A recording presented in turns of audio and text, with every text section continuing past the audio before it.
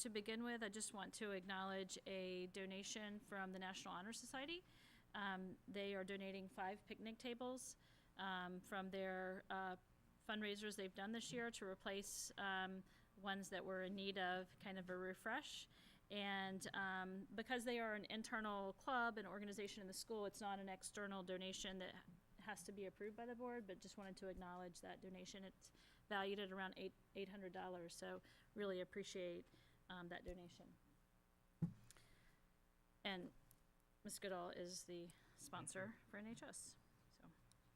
So, also want to just mention, mainly for the benefit of the public listening, Sean Malone and I have been talking about how we publish our meetings on the town YouTube channel, and he's recommended to me that we set up our own channel so that our meetings aren't getting kind of congested in with all of the town listing of meetings.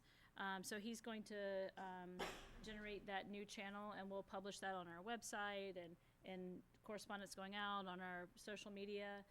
So the experience will be the same for the end user. It's just they'll need to go to our website to find that link moving forward. And I'm going to ask the town if they can publish our link on their site as well, if they're willing to do that.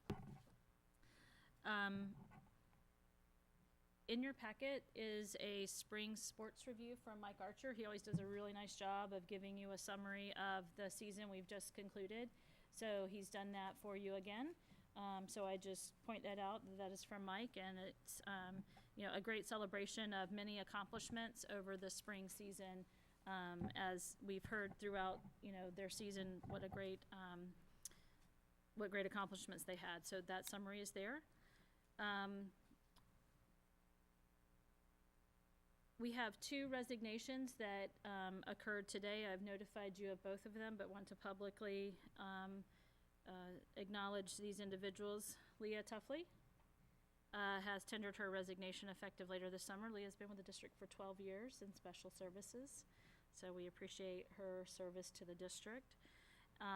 And also Darcy Fournier has tendered her resignation and is moving on to a different position, and we wish her well in that move. And Darcy's been with us for 15 years, 9 of which I think as a teacher at ASA, and then 6 as the principal. So both of these individuals have given lots of service to the district, and their departures will leave a void that will be difficult to fill. So we appreciate both of you. So I don't know if the board wishes to go into executive session to discuss particularly the administrator resignation and process, or if you want to come back to that later in the meeting. We plan to adding that to the agenda. I'm not sure there's anything we have to discuss in executive session. Yeah. I think the employment process we could discuss in public. Yeah. We can probably do that now. Yeah. There's just the stipulation and policy that a board member can request that it be discussed at a meeting if they wish. Yep. And since it's such new news. Short notice. Yeah, I didn't know if you wanted to do that or if everyone wants to just move forward with the public discussion of process. So maybe you can think about that for a few minutes while I go on, and we can come back to it when we get down to staff That sounds considerations. Good. Yep.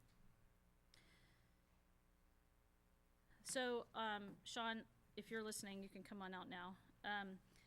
Today we had a presentation. Sean and I sat in on a web presentation from our the contract that handles our copiers and our copiers for the district.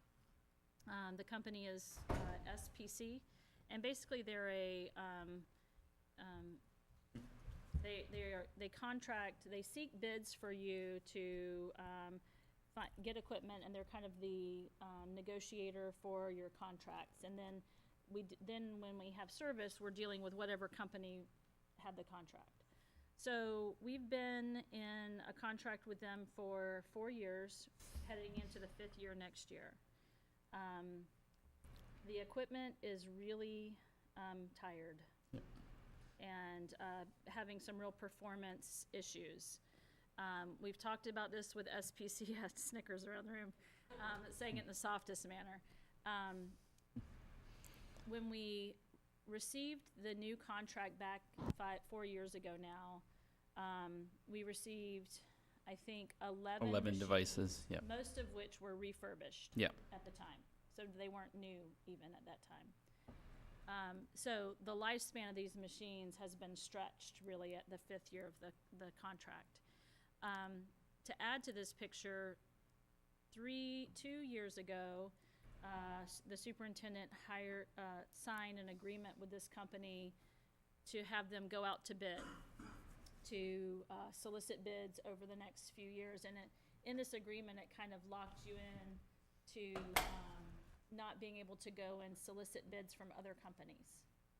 So this company, until 2020, is the only company we can deal with unless we want to pay out more money to them. So we asked them to go out to bid for us to take a look at what they could offer us. Because we're at the point in our contract where we have a final lease payment on the current equipment this summer, and then could enter into a new agreement beginning fall. So we got the results of that bid today, and I have some information to share with you about that. And I think that, as I told them today, it's late in our kind of meeting schedule and ability to make decisions around this to just be getting this information. And that's a longer story as to why we're getting this information now. But it comes down to that contract that was signed 3 years ago, actually, by the previous superintendent, that we were kind of contesting and saying we should be able to go out and get our own bids, but our attorneys finally came down on the side of, you're locked into this for now, unless they're willing to release you. So, I have some information to share with you that's just preliminary. Or it's not preliminary, it's preliminary for you. It's the actual bid that they got us today. And I wanted to just kind of talk through it a little bit. So this is the, hi Erin. Sorry.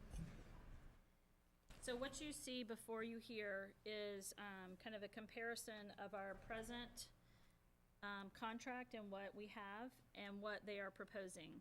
What Sean has talked with them about is to bring all of our printers under their contract in addition to copiers, so that we could have one service contract and one lease that included an update of all printers across the district and copiers.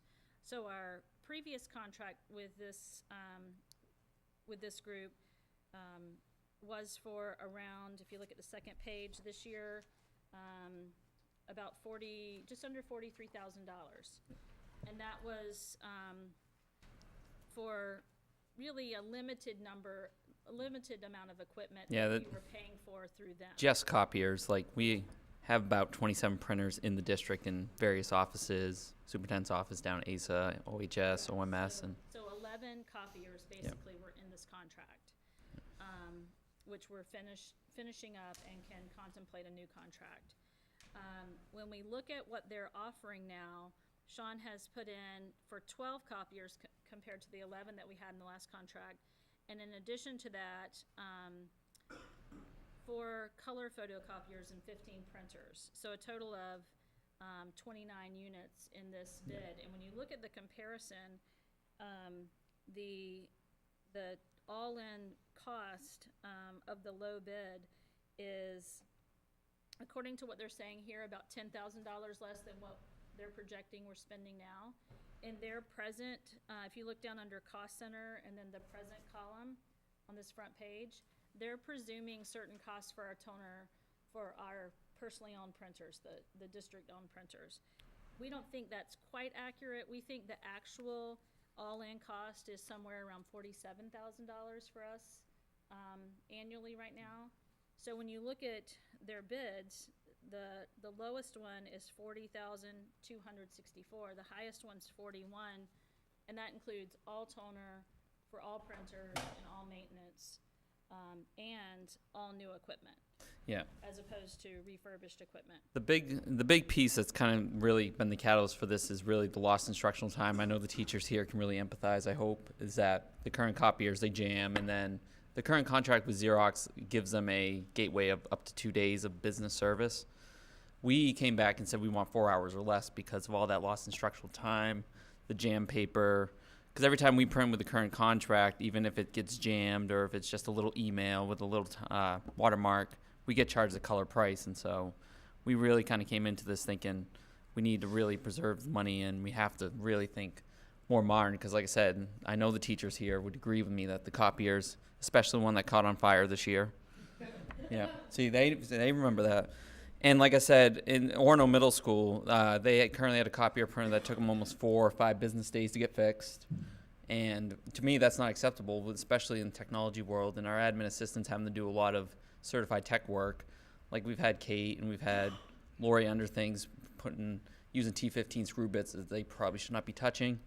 No offense, they're great people, but probably not stuff that other than a certified level technician should be touching. And the current copier in the special education has the graphics of a Game Boy from 1991. Prints really slow, gets jammed. I hear some, not profanities because they're very nice, but sometimes we hear some anger, and so, yeah. And the 4-hour response time that's built into this service contract is really a significant increase over responsiveness, as Sean mentioned. And that was something that we expressed to them was a big part of our dissatisfaction with our lease we're finishing. And it depends on who you ask as to why we're in this lease that we're in, and some of it's blamed on kind of the RSU divorce and everything that happened at that time. At any rate, it's not been a favorable contract for us. And next year, we have budgeted $42,849 just for printers and the service, or copiers and the service contract. That doesn't include around what Sean is estimating, $4,000 that's throughout the budget for toner, for district-owned printers. So if we were to contemplate entering into a new agreement, if you look down at the bottom, the 2018-19 of the second page, we would basically move into a new service agreement that has the really much more economical per copy costs of $16,906.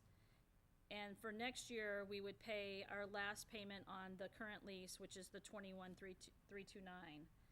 And then we would also have a carryover of a couple of months where we would need the Xerox machines and have to pay some service on those. But when you consider all of that, we're still under what our current budget is for next year for copying.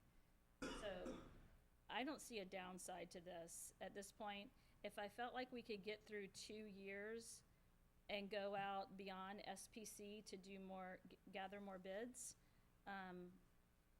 I would actually, Sean and I would both recommend that, but we just don't think that's viable. Yeah. We do not think this current equipment will last, and it will It's good, add yeah. to the problem only becomes compounded the more. The ASA color printer down in the computer lab right now has actually exceeded its expected life. The expected life for that one was a 750,000, and I think it's currently 1.2 million prints. It's chugging along. And the other, we did add a copier, and that was targeted towards special education wing in the high school, because I know they print a lot of IPs, confidential documents, and we're trying to really segment that and give them the opportunity to get those prints in a timely manner instead of leaving them in the office and other areas where that is open documentation. So we really took FERPA into this to really design the printers, because we currently, when I came in, we had 51 printers, and we're really bringing this down to about 15 printers by the time we're done. We got it down to about 27 now, but with this, it's going to reduce the count because we're going to have more effective printers and copiers, and they'll be more centralized located. We've actually gone through the entire map and reallocated where they're kind of going and make it easier for teachers that kind of live on the back end of the high school instead of having to go all the way down. We'll have them more centralized. So I guess I'm asking for feedback because I know this seems like it's out of the blue to be bringing this idea forward. But when we heard the information today and then kind of heard from them about timelines, we really feel like this is something that it would be in the district's best interest to move forward with. But we're in a kind of a difficult predicament given we don't have a July meeting. And this is Yeah. kind of new information. Yep. So, just by the amount, this does look like it would require board approval. Yes. And what's the date that you would need this executed by? We have to, they would like, because the way the bid works, they kind of want to get by June 30th, July 1st, and just to kind of start the contract process, because like I said, we certainly going to have our legal team look over this contract before that even gets to any further. Because my goal is, if we can get this through, is to have those printers in place before the week of August 20th, because that's when a lot of teachers are going to start coming back. And like I said, my first summer here, I saw those printers start to go, and unhappy teachers makes my life very difficult, so I like a happy life. I think the biggest complication with not having a decision by July 1st appears to be the Xerox contract, because I think we would have to pay 6 months to Xerox if we don't notify them by July 1st Yeah. that we're leaving that contract, closing the contract. And when I heard that today, that really kind of created more urgency around this for me. And because when we had a previous conversation, SPC had said, well, you know, we can replace these machines while you're in school, so if we don't make a decision until August, it's okay. Although it is disruptive to do that, it's doable. But I think the kind of the Xerox contract that would have to have some notice given is kind of the most complicating part of it. I would also note that the lease and SPC is a little separate. Like, we're not signing a new contract to extend another 5 years with SPC. They're kind of just consultants. That contract still runs up in 2020. We would lease with KMBS, the Cornica Minola. I can't pronounce that correctly, but so we still would have the flexibility with that too. Is like, even if we do or don't go with this, we're still with them to 2020. So I'm just trying to understand the terms. If I'm understanding right, we're contracting for service of our existing machines this year, and then we would be getting new machines and new service with the same group next year? So for next year, if we move forward with a new contract with, say, it's KMBS, our equipment cost would be to finish out the 5th year of our Xerox contract. And our equipment lease for the new equipment would begin in August 2019, but they would deliver in August 2018. But our service would begin August 2018 or July, whenever we begin, at the new rates. Yeah. So the new rates are significantly lower than the current rates. So that's what makes this next year workable. Yeah. Because everything comes in under where we are budgeted. Yeah, because we would pay the lease, but not the service of the Xerox. We would pay just lease of the, and then the new service that you see with the KMBS is the service that we pay this upcoming school year. Does that make sense? So am I correct to say that between equipment and toner, we have $46,000 in next year's budget, right? And this 41, just over 41, is equipment and toner included, right? Yes. Yeah, it's inclusive of everything. And just to make sure I understand, we're going to be paying 2 leases next year. It's just that one of them is so advantageous that we're still going to come out ahead? Or am I getting that right? No, they actually, and I asked a lot of questions about that because the 5th year of the lease is due, of the current lease is due August 1st. And then the first year of the new lease won't be due until August 1st of 2019. Okay.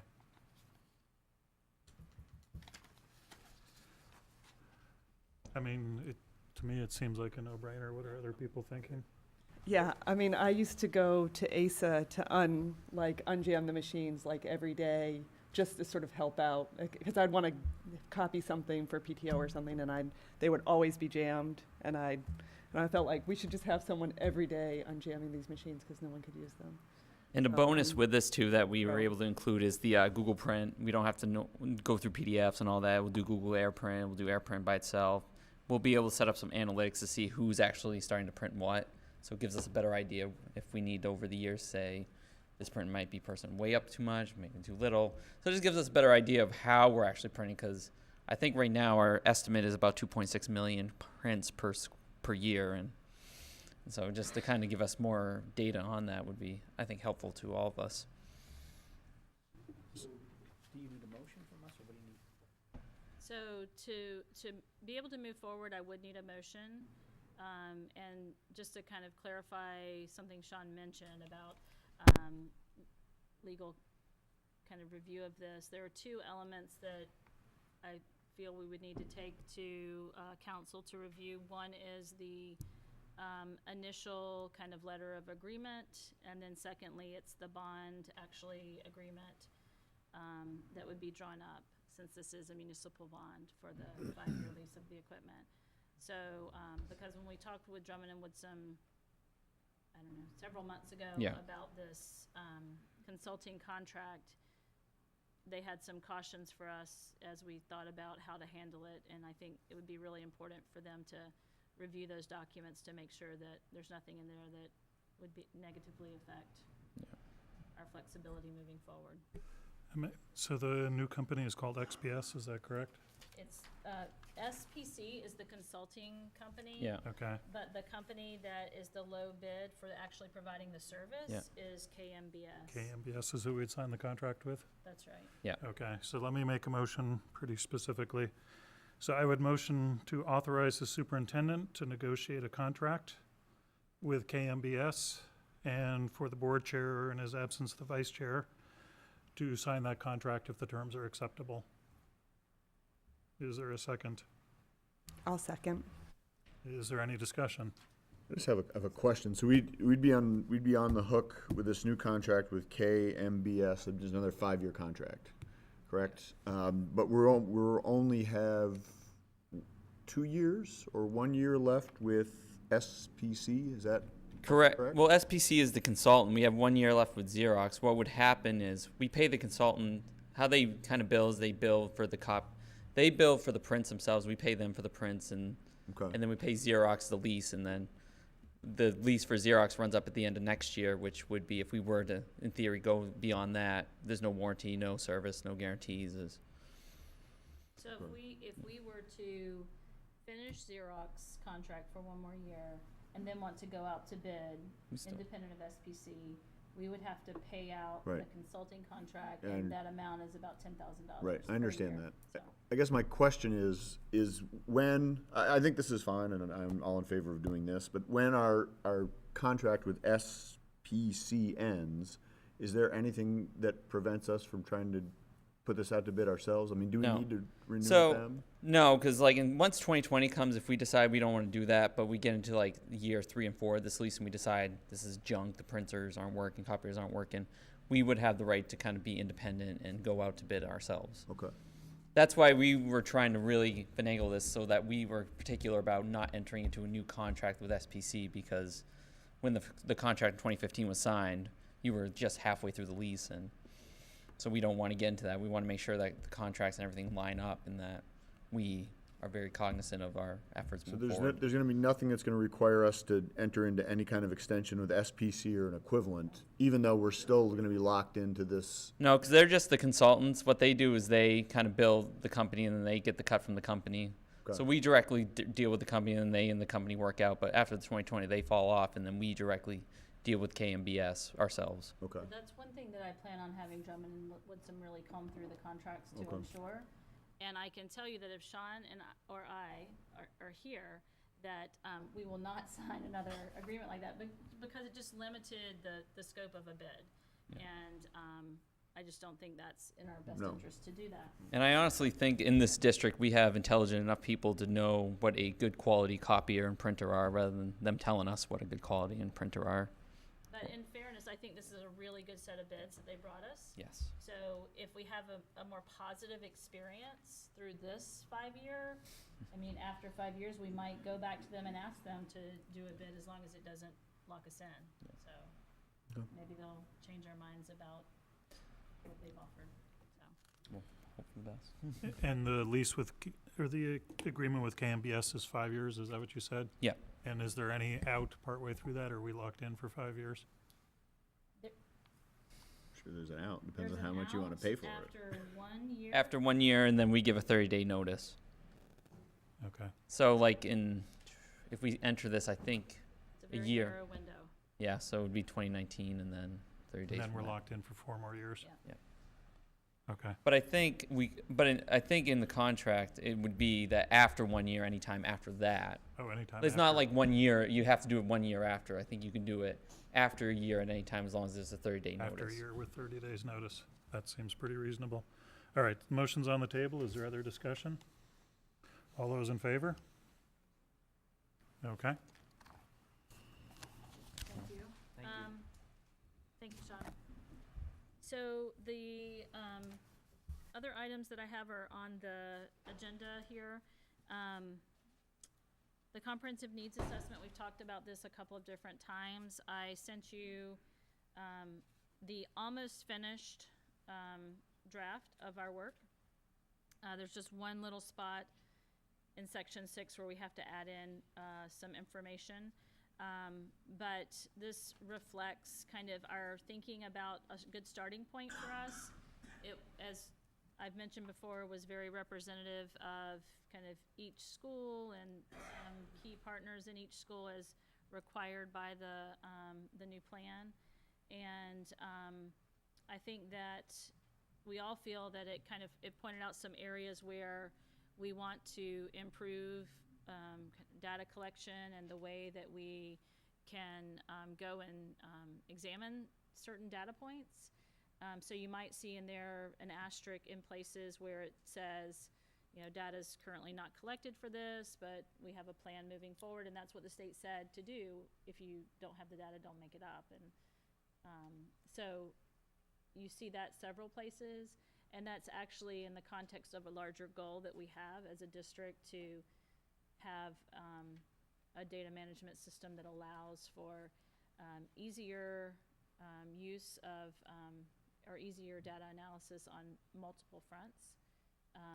And we had to also make sure that the goals that were listed here are goals that can tie into our federal grants that we have, because the federal grants have to tie into this.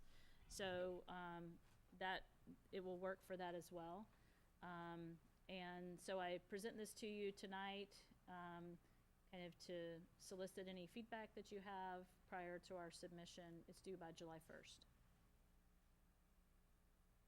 And Mark was the board member on the committee. Sharon, Darcy, Heath, Reg, and you can see the other listed members. There were teachers, literacy coach, homeless liaison. Do you need any actual action on this or just want comments? Comment, I think, is the most important element to get. I don't think it hurts for us to have an action item to support the submission of it. Okay. Well, I'll go ahead and make the motion and then we can have a discussion. So I would motion supporting a submission of a version of the comprehensive needs assessment closely related to what's presented tonight with minor changes. Is there a second? I'll second. Okay, any discussion or comments or feedback? I guess my comment and feedback is that when we started this process, Meredith said there was really a couple ways we could go about it. One was kind of go through the motions and check the boxes off, and the other was to actually make it be useful for us, something that we could use moving forward, and she strongly encouraged option B, which I think is what you see before you. And I went through this over the last night and the morning today, and I think this is a pretty impressive piece of work that, despite me being the board member on there, I did nothing on this, so I don't want to claim any credit on this. Meredith and Sharon and the rest of the team really did, I think, a very impressive piece of work on this. There's a lot of good stuff in here, both in terms of data and plans moving forward, so I think this is great work, and everybody who worked on it should be soundly commended for their efforts, so I think it's great. Thank you, and it was very much a group effort. I mean, everyone that you see on that list had a hand in writing parts of this, so it was very collaborative. I would just second what Mark said. This looks like it represents a lot of good work, and I think I know a lot of numbers about the district, but I definitely learned a lot of things from reading this, and I think it did produced useful learning experiences, which led to useful sets of goals for the future. So I would also commend the work. One of this is not for the report or the discussion, but one of the things that made me think about is suspensions. Is a statistic. The board's not involved in suspensions, but just at a high level, I might be interested in seeing a longer-term trajectory of suspension sometime. That's just something I've never thought about or looked at as a board member. But Yeah, Any other along those same lines, it did seem that we had that 1-year spike in truancy rate too, which I wouldn't have thought. I mean, it's a year behind. It was 16, 17 data, I think. But that number jumped out to me as high when I was looking through it too. any other comments? No, I mean, basically, if Mark is happy with the data, then I can't go any farther than that. It's kind of the data man.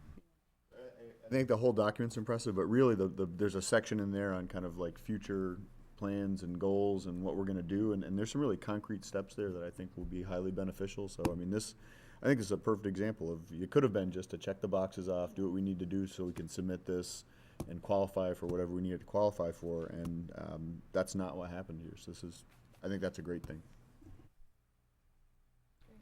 Any other thoughts? Okay, all those in favor of encouraging the submission? Great. So the next item, I just wanted to have a short discussion about summer hiring. Coincidentally, we have the policy where the summer hiring parameters are listed under GCF.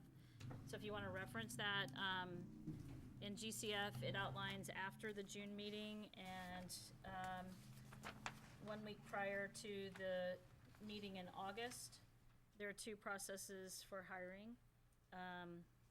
And one is through kind of the 5-day memo approach, and the other is to call a special meeting. And the last sentence of that paragraph says that the default will be for administrators to be hired through special board meeting and all other staff through consent, kind of 5-day memo approach. And I just wanted to see if anyone had any thoughts or concerns. I do think that we'll need to call a July meeting. I hope it's July, I'm thinking optimistically, for a principal recommendation for ASA. And we have, 4 or 5 job postings right now. Others will happen, invariably they do. So the 5-day approach would be what we would take for all of those, unless you want to proceed differently. Do you think 5 days is fast enough between now and August, whatever it is, or would you prefer a shorter time? We've approved shorter windows in the past. I think we would prefer a shorter time, because it just feels like we can lose candidates when you get closer and closer to August, if they're waiting on some certainty. So I think shortening that as much as the board is comfortable would be beneficial to us securing the best candidates. Okay, in my memory, we've done 2 and 3 day windows. Partly depends on how much you're on the email over the summer. Does anybody on the board have a preference? I'd be comfortable with 2. I'm not going to be able to check it all, so. Yeah. You're going to where they filter the internet. Yeah. I'm comfortable with 2 as well. So I would make a motion to authorize hiring with a consent process as described in the policy, but modified to be a 2-day window instead of a 5-day window. Is there a second? I'll second. Any discussion? All those in favor? Okay. And just to clarify, that's for all except the administrative hiring. Yes, sorry. Yep. Okay, so the final item, I don't think I've ever had a superintendent report this long, I apologize, It's is. the end of the year. Yeah, we need to replace our student representative on the facilities committee. So when we handled that earlier in the year when we were establishing that committee, we asked our student board reps if there was interest in serving, and I think there was interest with both reps, but one wanted to do it more and the other deferred to the one who wanted to do it more. So it was very informal. So we need to have a new rep because that individual is now gone, and ask that we replace her on the committee, which is obviously something we need to do. So I wonder if the board or the students had kind of a suggestion. Do we want to do that same kind of straw poll to see if there's interest among one or more individuals, and if it's more, then we have to figure out how to handle that. We're short one rep We are short tonight, one. so that's one thing to consider. The other thing is that committee, I believe, even though I'm not on it, meets tomorrow, correct? So, Tomorrow's the last meeting until August. okay. Thoughts? You guys can add thoughts as well. I'm willing to go with the same process we had last time, as long as, I don't know, does anyone talk to Eli about whether he's interested in this? I have not. I know he's not available tomorrow night, though. You guys have thoughts? Should we? I think just like the same informal approach might work to try to figure it out. So why don't I propose this? Since, I mean, it's technically an open meeting anyway, why don't I propose that you're both invited for tomorrow night and you can see what's involved? And I don't know if you can make it, but just consider yourself invited for tomorrow night, and then why don't we just do an informal process through the superintendent to get a recommendation in August before we have future meetings? Does that work? Is that agreeable to everybody? Works for me. I'll send the information on the meeting to you guys, no pressure, but if you can make it, you might enjoy hearing the information. It's going to be an interesting meeting. Yeah. We don't have student reports on the agenda, and you weren't needing to submit one, but I just wanted to make sure you had a chance to speak up if there was an issue of concern for students. No? Okay. Next up is discussion items, the English teacher vacancy part-time. So just so everybody's clear, I mean, Jim already spoke to it, but we have filled the 4 positions for several years now. We've had 4.5 FTEs, so that half FTE is not. For what? I think it went up and down, but regardless, we've had 4.5 for some time. And at the moment, the 4 are filled, the half is not filled. We're in the hiring season, so the question before the board is whether to fill that half-time position. We looked at class size numbers last week, or 2 weeks ago. Reg brought those forward. It was noted that the English department had the smallest average class size. That, of course, shows variability, just like any other class does. At the present time, it was also noted that not all students are registered, but of course that probably affects all departments to some degree. So the decision before us. Sorry, go ahead, you have new data. Oh, we have updated class size numbers here. Yep, okay. Thank you. It's in the board packet. And Rich, do you want to come up so you can just speak to this new data if there are questions? so this is, we don't like to, it's not a position that's filled. It's not cutting a person, but we don't typically take cutting positions very lightly either. So this is why we have, we wanted to at least have some process across multiple board meetings. So we're considering this tonight. Any update on what percent are registered that this represents? I updated these yesterday, and so they would probably change. I expect to enroll 15 to 20 students over the summer. Okay. So, but as far as the ones that are currently enrolled, this is as good as it gets for probably 3 or 4 weeks until guidance comes back into. Okay, and just doing the numbers in my head, those 20 students are probably all going to sign up for an English class. Right. There's about 26 sections, so might bring those numbers up by one seat.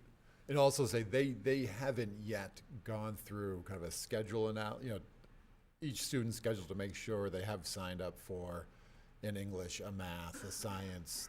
Right now it's just been student requests, assigning teachers sections, and making sure students have schedules, but they haven't gone through to make sure that kind of quality control piece. But Yep. So by default, the policy that we're potentially going to adopt tonight in GCF says if it's in the budget, by default, the superintendent's authorized to go ahead. I think so would take a board action if we did not want it to go ahead. Before I make any motions, I want to hear some discussion. I mean, I have to confess, this is very hard for me. I love what we do in the English department. It is unique. It has been unique for a long time. I love our English teachers, and I think we deliver something unique and effective. At the same time, you know, wearing the hat I'm wearing, I'm elected to represent the town and the taxpayers. And I think this town is very, very generous and actively desires and encourages small classes. But small classes does not mean, you know, it's not infinitely small. It's obviously not one student per class. So this is not a case of black and white. This is a case of balancing and weighing things out.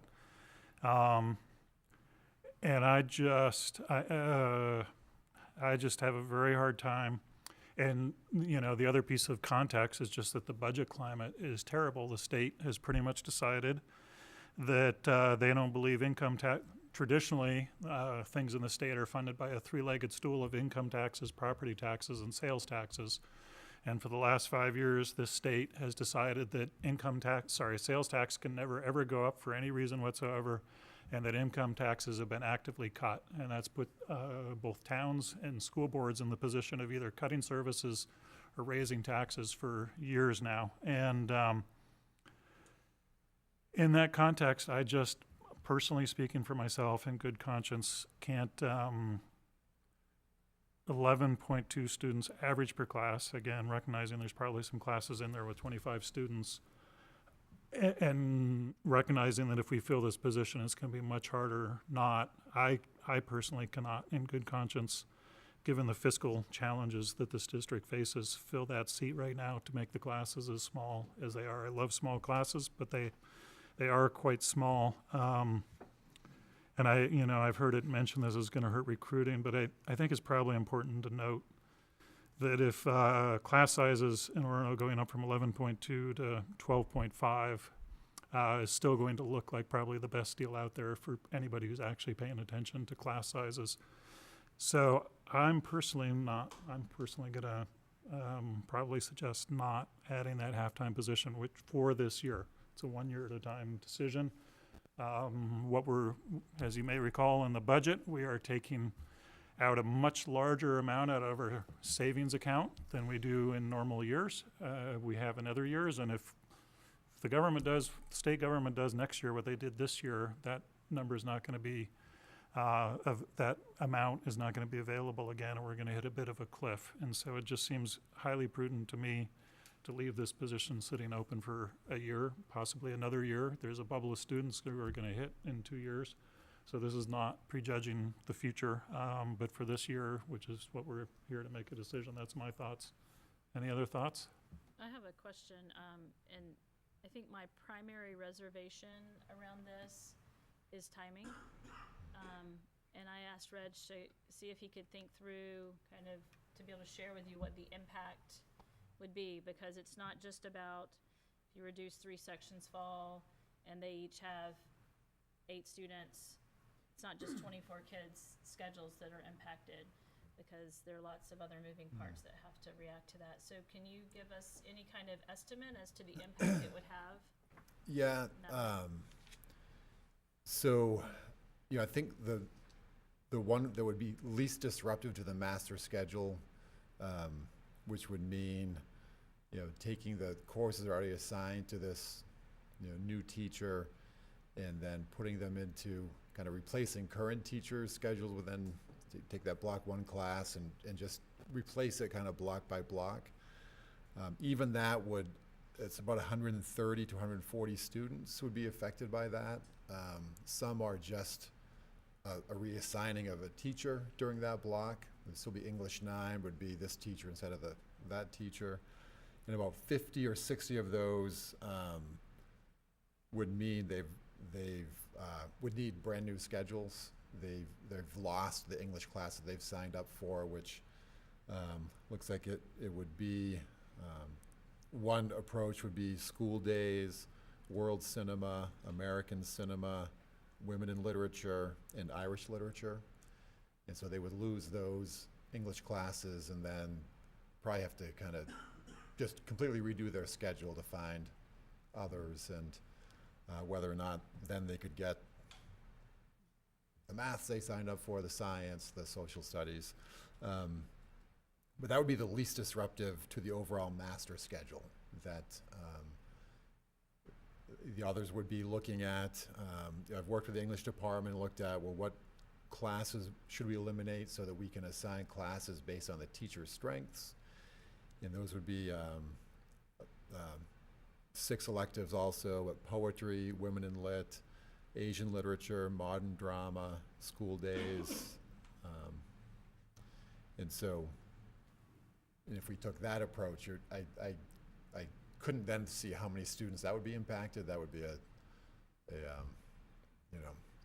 iterations of, how many students. But I know the least disruptive would be about 130 students. Some of those would just be a reassignment of teacher.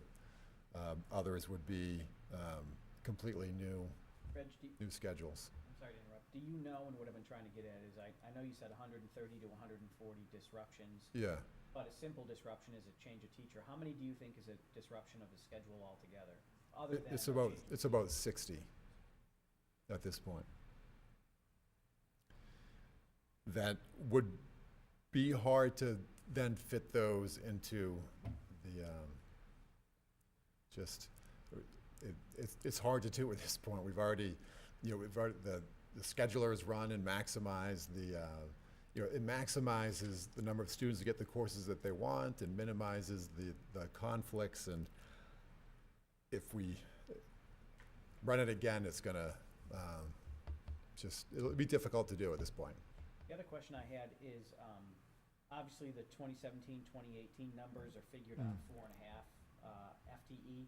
Yeah. Is the 18-19 figured on 4.5 or 4? 4.5. Okay, so Those number of sections are for 4.5 teachers. Okay. And going down to 4 would take out. Sorry, going down to 4 would take out 6 sections, correct? Over the course of the entire academic year. Right. So we'd be going from 51 sections to 45. Is that true? Yes. Yes. Okay. So, Reg, quick Well, question. 53, So yeah. I know you said, did you say there's about 26 students who have yet to sign up? So we thought like the first semester, 12-1, we think will go up to 13-1 based on those who have not signed up yet. Is that correct? Yeah. If you added about 20 students, Yep. Is that per semester or over the entire year? No. it'd be per semester. Okay. But do we know what the class, what I'm trying to get at is what is the class size gonna be when we account for 4 instead of 4.5 FTE? And when we account for the 26 or so other students who have yet not to sign up? We know the impact of the students who have yet not to sign up about Yeah. another body. Do you know what it is when we take out the half FTE, what that drives it up to? 12.25 based on what I just did. Is that right? I did it by hand, so. Would be, right? Yeah, Two. so when you add in the additional 20, About 14.8, about 15. when you're adding in the additional 20, if you keep it at 25 sections for the fall, you'd be at 12.88. Yes, but we have to. If you take out 3 and add 20 to their enrollment numbers, you'd be at 14.6. So there's just a couple of different ways to look at it.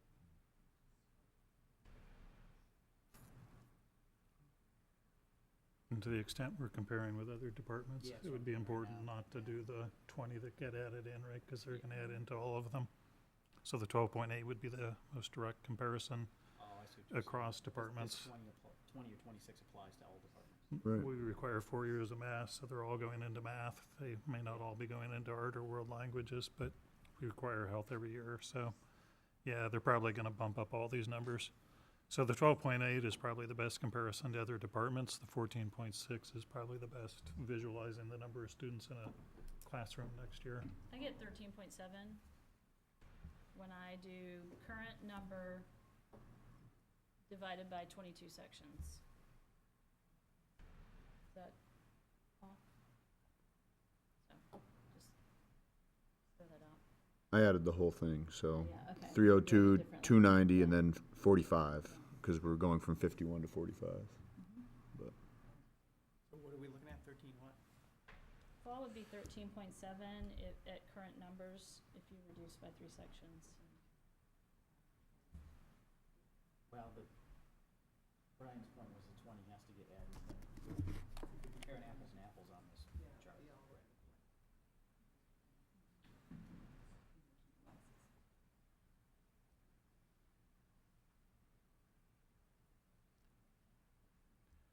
So it bumps it up to 13-ish, depending on the semester.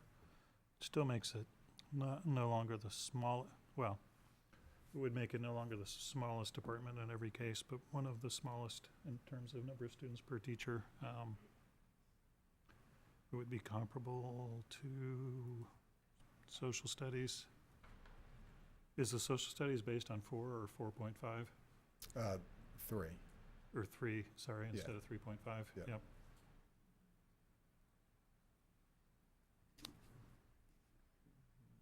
So the two things I think about are the 50 to 60 students affected, 'cause not to minimize the effect of a teacher change, but a teacher change to me isn't as big of a deal as a total schedule change.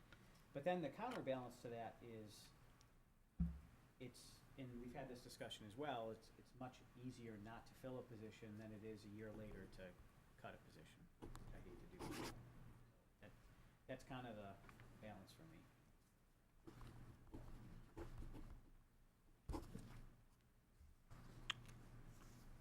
Yeah, I mean, I have to agree that juggling the student schedules, it's gonna upset some subset of that students. I don't know how many, and it's certainly gonna be a lot of work for the counseling staff and for Reg. So I don't take that, I do take that seriously. I mean, I guess I'll weigh in at this point. I fully agree with all the points that Brian made earlier. The one argument I find at least somewhat compelling in terms of funding it has to do with the timing issue. One is, I do think that 60 students having to make significant changes to their schedule is a relatively important number. Again, I'm with Jake. I think just switching a section to a different teacher, I don't see that as a huge change, but having to make significant changes in something you've planned, that's kind of weighing on my mind. The other thing I think that's weighing on my mind is the point in where we are in the process. I mean, I wish that we would have been able, I can say this, if we had been able to do this in February, then I would have absolutely, positively, without a doubt, not filled this position.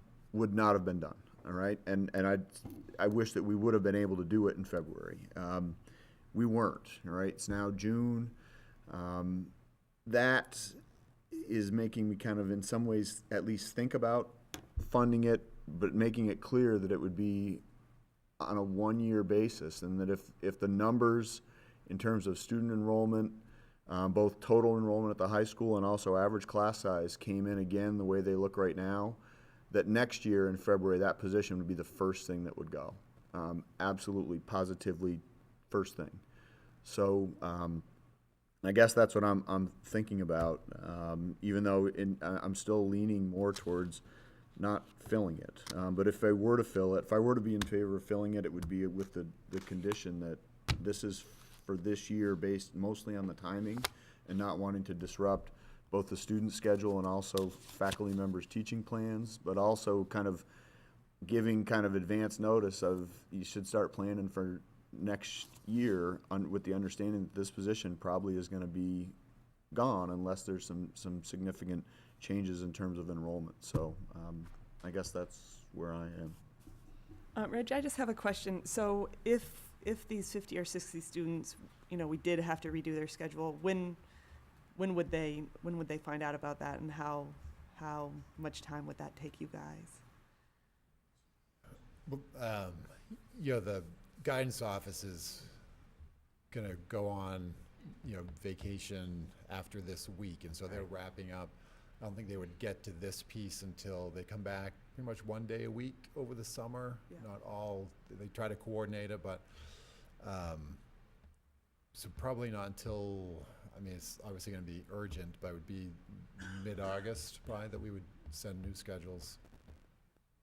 It would. Obviously it's going to set us back, right? I think one of the things that we have to think about as a board is how are we going to respond to enrollment fluctuations across the district? We had some hard decisions and conversations around that through budget season with our 5th grade, with middle school, with social studies at the high school. And I think this is another example of that same dilemma, where we're 2 years away now from a larger bubble coming up to the high school. So I think the opportunity to realize savings is now.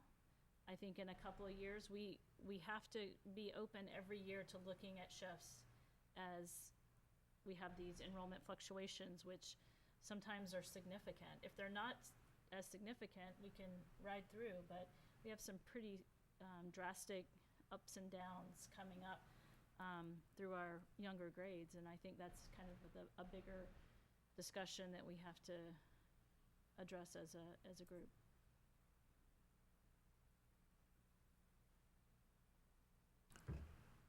I mean, I think that's a great point. And we were able to kind of have that conversation and do something about the changing numbers of upper ASA versus OMS. And, you know, that was not a fun choice or probably a popular choice. We've gotten comments from both parents, and we haven't gotten any comments from teachers, but I don't expect it was fun for the teachers either. But you can't run an organization with a ratchet that every time a position exists, you can't ever eliminate it if you have changing needs, right? If you want to be able to invest, you have to be able to shift funds.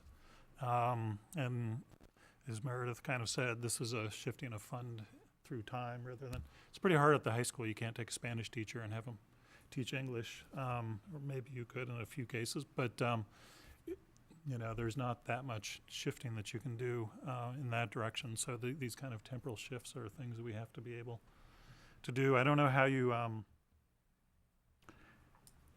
I mean, we maybe could have foreseen this in February, and, you know, to get to the timing issue.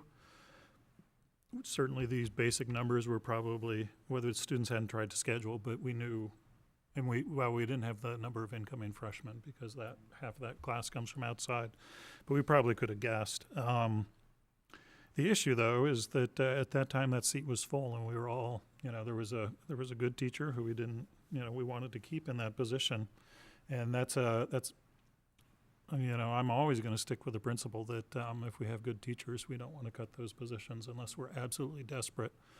But then you make that decision, and then here we are today with the flip side of changing student schedules and making work and changing teacher schedules. I don't know if that's a resolvable paradox. We either look at student numbers and make really hard decisions that involve cuts to existing staff in February, or we sometimes grab the window of opportunity when it shows up here in May and June.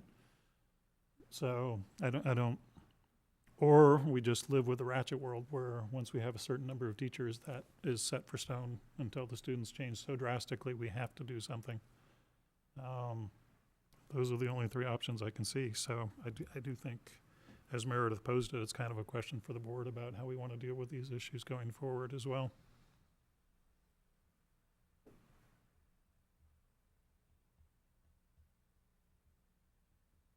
Other thoughts? All right, I'm going to go ahead and make a motion, and we'll see what happens to the motion. I'm going to make a motion to request the administration not to fill the half-time English teacher for FY19. Is there a second? I'll second. Any more discussion? Yeah, I was gonna Yep. say, Mark, it looks like you're, Take your time. I'm just wondering one more round of numbers. So we lose 3 sections each.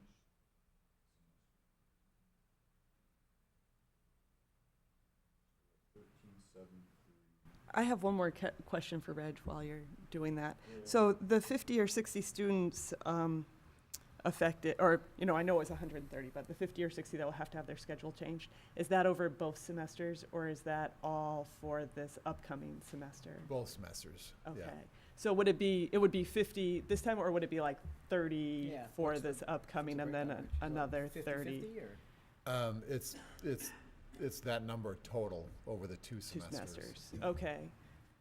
So is it fair for me to say that between 25 and 30 students will have to have their schedule drastically altered for this coming semester, right?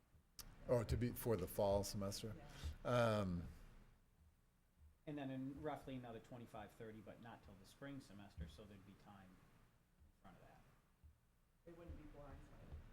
I think Aaron and I are both trying to get to the number of impacted Yeah. students. It's really not something you can delay until spring semester. Yeah, we would do it all Have to come up with the at master once. plan for Yeah. student schedule from the Yeah. start. So, but it's a good point that it's Yeah. not Yeah, all just that- the it's not fall, as but it's, the blindsiding work is, I for think, 50. happening at the same time to address the issues for fall Yeah. and spring.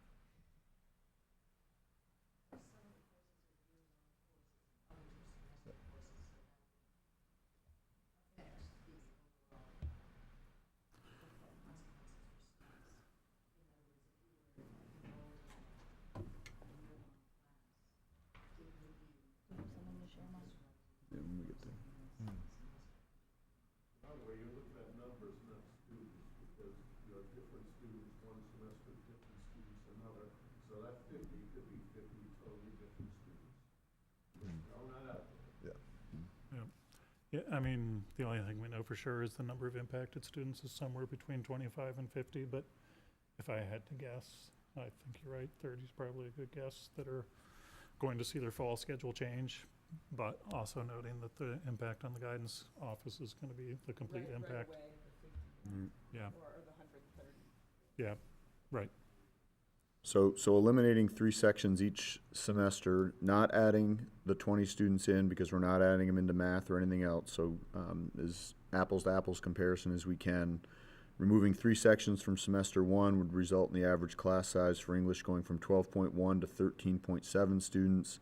The average class size in semester 2 would go from 11.2 to 12.6.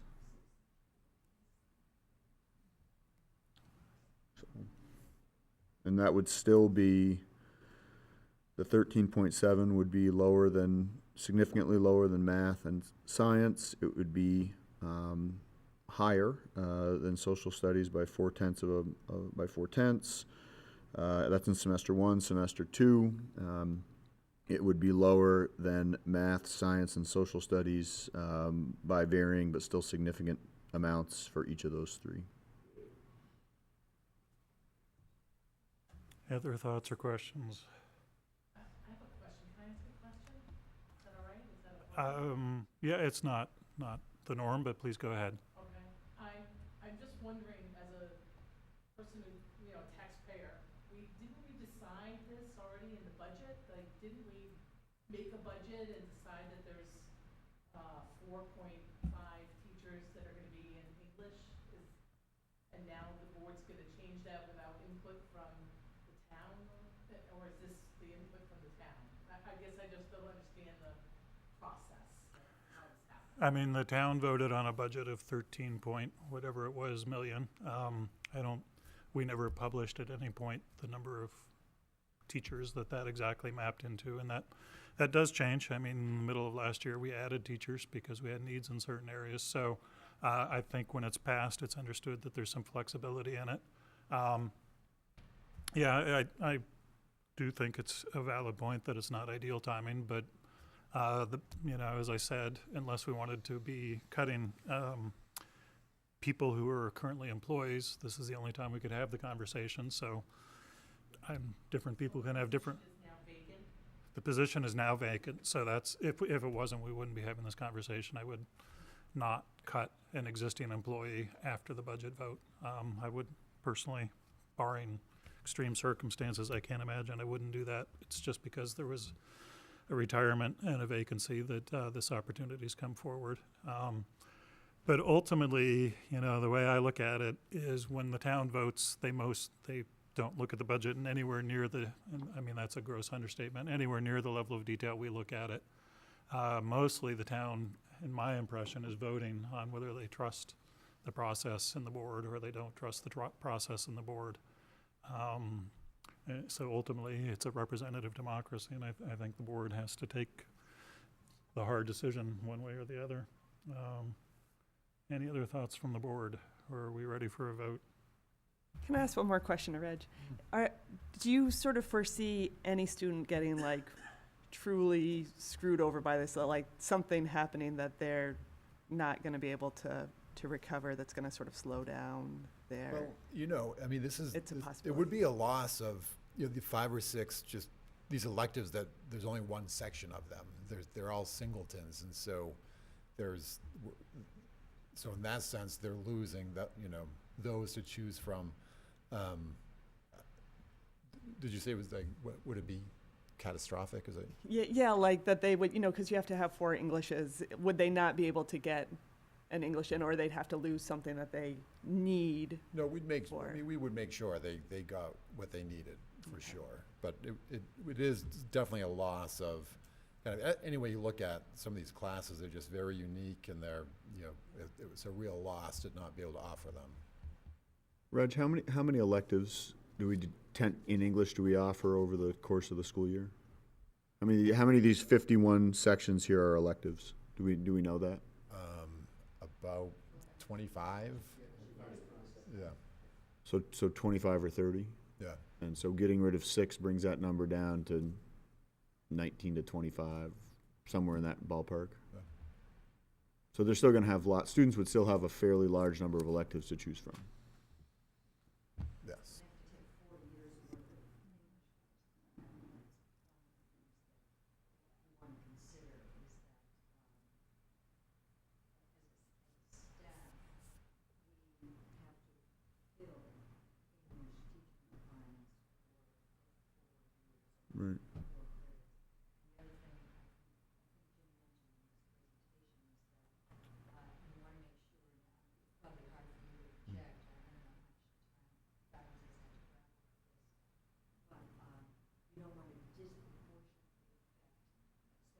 Right.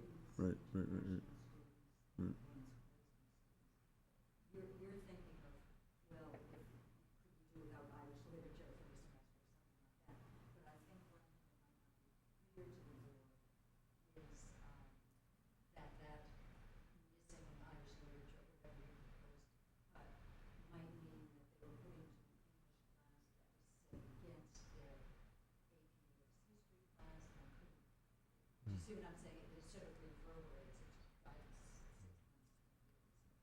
Okay. Hey, I Reg, mean- Reg, No. I'm sorry.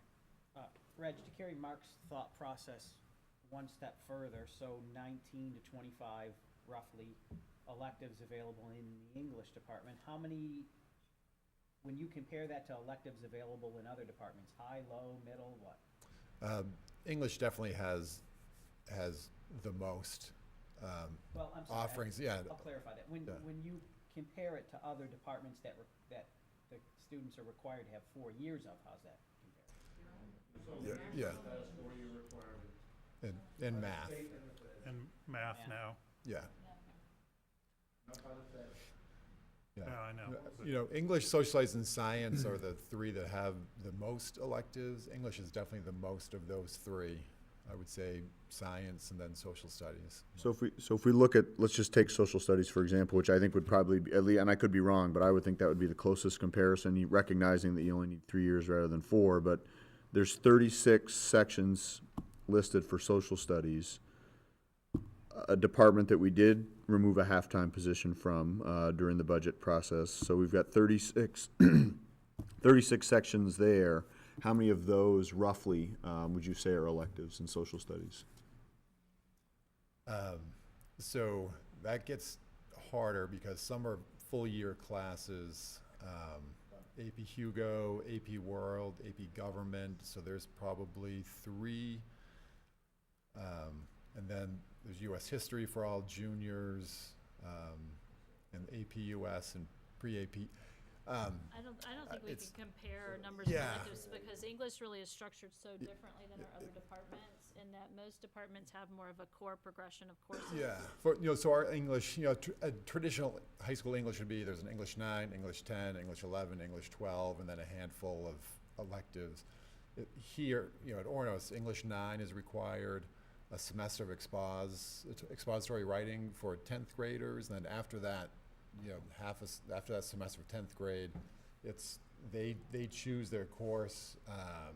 They balance it with reading and writing, but they, for the literature piece, it's Irish, Asian, British children's, go down the list of, and that's why there's so many. It's just an approach that students have the option of what they want to pursue for junior English, senior English. AP Lang and AP Lit are the two AP courses in English. So those Those go all year long, right? Year-long courses. And then we'll have 3 sections, and so 3 sections each semester is.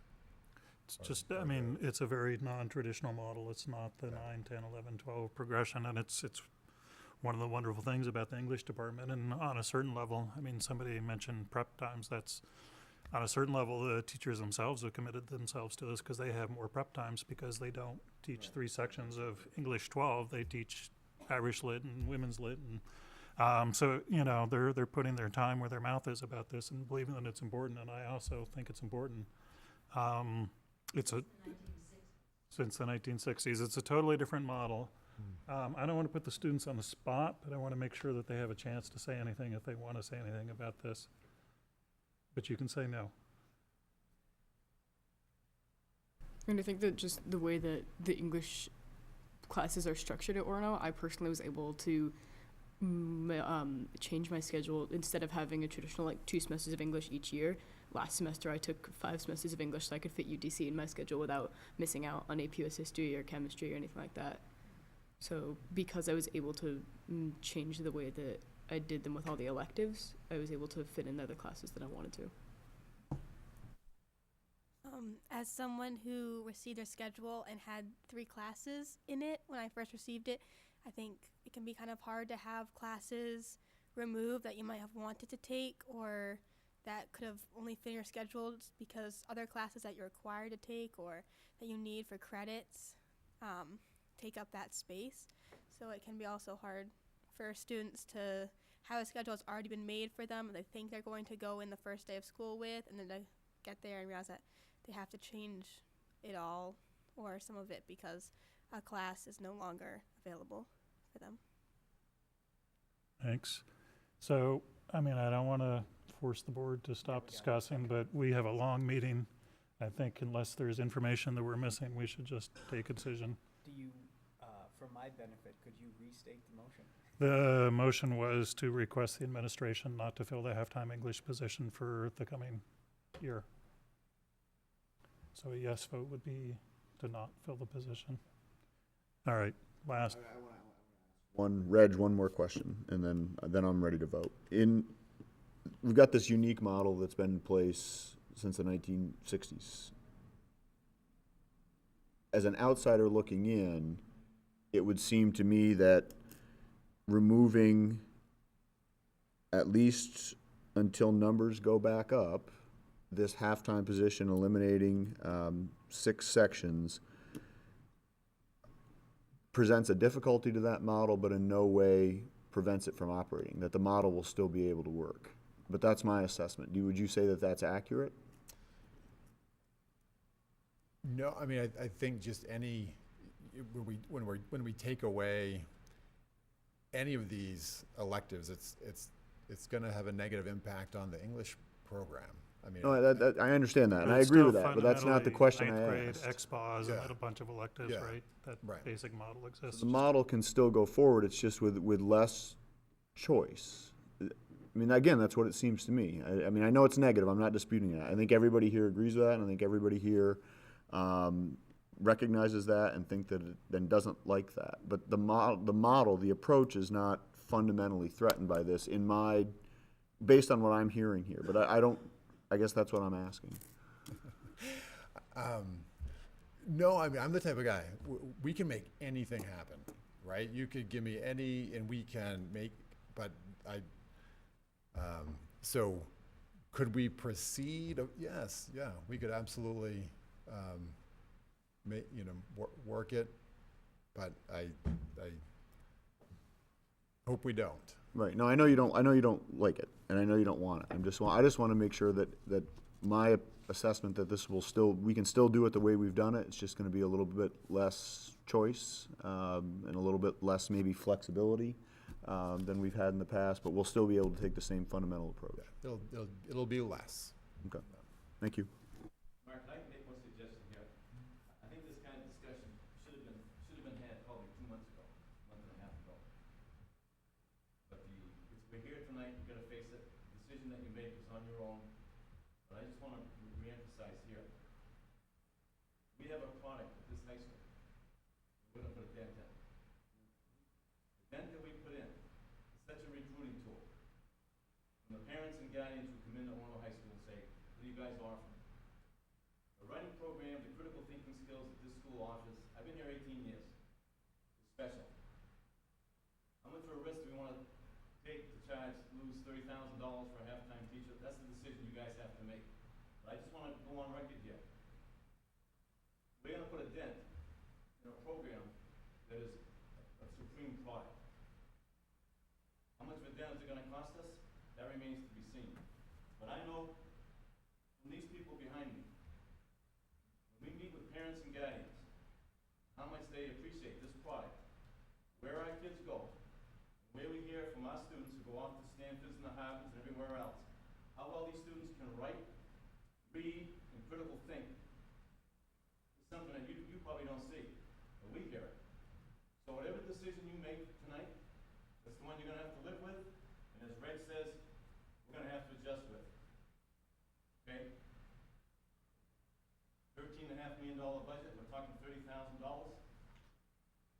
I wish earlier we could have had this collegiality and this collaboration earlier.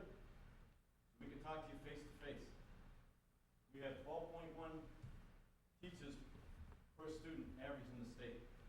The only ones that are higher or lower are the schools that are higher on the U.S. News and World Report. I'm just saying, we're doing something right. This is on this board now. Your conscience, not ours. But I'm going to say this tonight because I think this conversation should have been had probably late April, early May. Have someone come in, either the superintendent or a board member, and sit down with us in a faculty meeting or an English meeting and say, listen, this is what we're thinking of doing. What do you guys think? That didn't happen. I agree. I wish we could have had the conversation earlier too, I because. wish we could have too, Mike, but the problem is we didn't. So here we are tonight in an open meeting, which I appreciate, Brian, because you need to hear this. I'm not gonna walk out of this building tonight and say, I wish I should have, I could have, I didn't. No, this is what I feel. And when I walk away tonight, as Ray said, we're gonna adjust. There's gonna be a hit, there's gonna be a dent. Where that is, find out. What are the savings? I didn't hear you quantify that at all. What? It does seem a steep price to pay for, what is it, at least 17, 18 grand for a half-time position? No, it's more Now, than it that. depends on the level of seniority hired, and, you know, we argued last time, which I think correctly, we've been very successful at hiring great people into this halftime position, and that's part of what, so, but it's not 17 or 18 at that point, it's more than that for salary, and then there's benefits, Depending on, and then it's around 30. it's maybe 30 per year, but, right, but, then you have to start, as I say, this is really a question about across time too. So it's could potentially be multiple years. I mean, it's not too hard to get this up to 100,000 pretty quickly. It just depends on how long, depends on what happens with our students, frankly. And I just want to reiterate that for me, this is not in any way, an assessment of the English department, which is without qualification fantastic, doing a fantastic job. The people in it are doing a fantastic job. The model is novel, but I personally think is fantastic, and I have heard parents and children say nothing but the same things. So it's not about any of that. It's about the fact that we took a substantial six-figure hit against our savings account, and if we have to do that next year, which if you project business as usual in Augusta, we can't do that, and we're looking at cutting positions next year. That's positions of people who are live bodies working, our colleagues. That's what this is about to me. It's about the current fiscal climate and being prudent about taking opportunities among students and resignations when they show up, so that we're not in a much worse position next year. I know that's probably a hard thing to, trade off current costs versus future, but that's kind of what the board is charged with doing. So for me, that's the only thing it's about, is future fiscal concerns that are very grave. And it's not about anything in the English department. Unless the board has another question or comment, I think we should just go ahead and vote. All right, so the motion is to request the administration not to fill the position. So a yes vote is not filling the position. All those in favor of the motion? Okay, so that was, did you get that, Leah? All those opposed? Okay. I apologize for the work that's going to have to be done, but I appreciate it. Thank you. Okay. Next up is ASEA. You want to introduce that, Meredith? Yeah, so every summer we have to submit our federal grants, Title I, Title IIA, Title IV. Title I is for meeting the needs of disadvantaged and struggling academically students. Title IIA is around professional development, and Title IV is what they call well-rounded educational opportunities. It's a newer title. So the kind of projection of how we plan to use these funds is something that I need to submit to you publicly and kind of share the plan for these funds. There's not a change with Title IA. That's exactly how we've been using it. There's not too much of a change with Title II, although we do have some different plans for the training dollars, specifically around some school safety training expenditures. Title IV is a little different. Title IV, we're really going to focus on STEM programming in K through 8. Last year, we focused it more on kind of helping to develop what was available in the library for the program that was emerging there. So this year we want to shift that to kind of help K through 8 develop some STEM experiences. So that's kind of the big picture. It's informational. I don't need a motion, but kind of if anyone has feedback or suggestions or questions. Any questions? This serves as a public hearing for it too, so. And no further questions, comments? Okay, looks great to me, thank you. Next up, we have staff nominations, hiring recommendations. Yes, so I am recommending that we hire Rachel Edmiston-Sear for the central office admin assistant position. We interviewed this week, and we can have an executive session if you so choose. Brian was also on the team to interview. Anybody want to call an executive session? We normally do this for teachers. We've never done this before for this particular position, but under the new policy, this would come to the board, so if anybody wants to. I assume you were interviewing as well? Yes. Okay. Yes, there was a team of 4 or 5. 5 of us.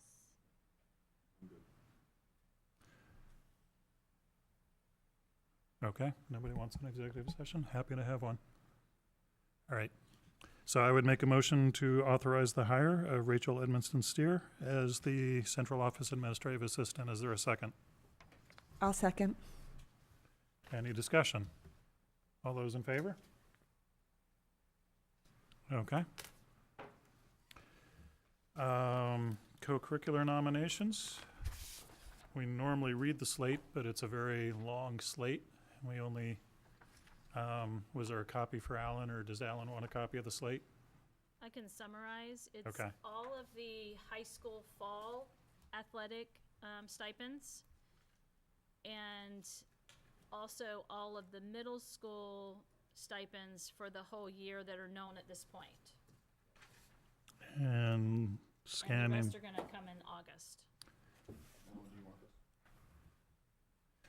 Most, I mean, I wouldn't swear that every name is the same as last year, but it's substantially the same as last year. It's a public document. If anybody wants a copy, they're welcome to request one, but it's got 40 names on it. I'm not going to read it. So I will make a motion to adopt the slate of co-curricular nominations as presented. Is there a second? I'll second. Is there any discussion? I've just got a question. I noticed there are some positions on here that, or some positions not on here that I assume will be on here, like an assistant for football at the middle school and some, like it's B basketball for both the boys and the girls. I assume those positions are there, they're just not filled. Okay, thank you. Any other questions or discussion? All those in favor? Okay. I think we said at this point, we would discuss the, do you agree, the principal hire? Yeah, oh, yes, sure, yeah, at the end Um, of action items, yeah. So, Meredith brought up a good point. By the policy, she accepts all resignations except for principals do. There's supposed to be a window, but I would kind of like things to, you know, the time is short. I'd like things to move quickly.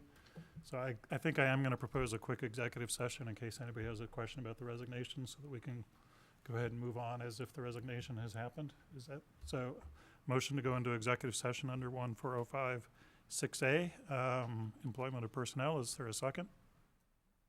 I'll second. Any discussion? All those in favor?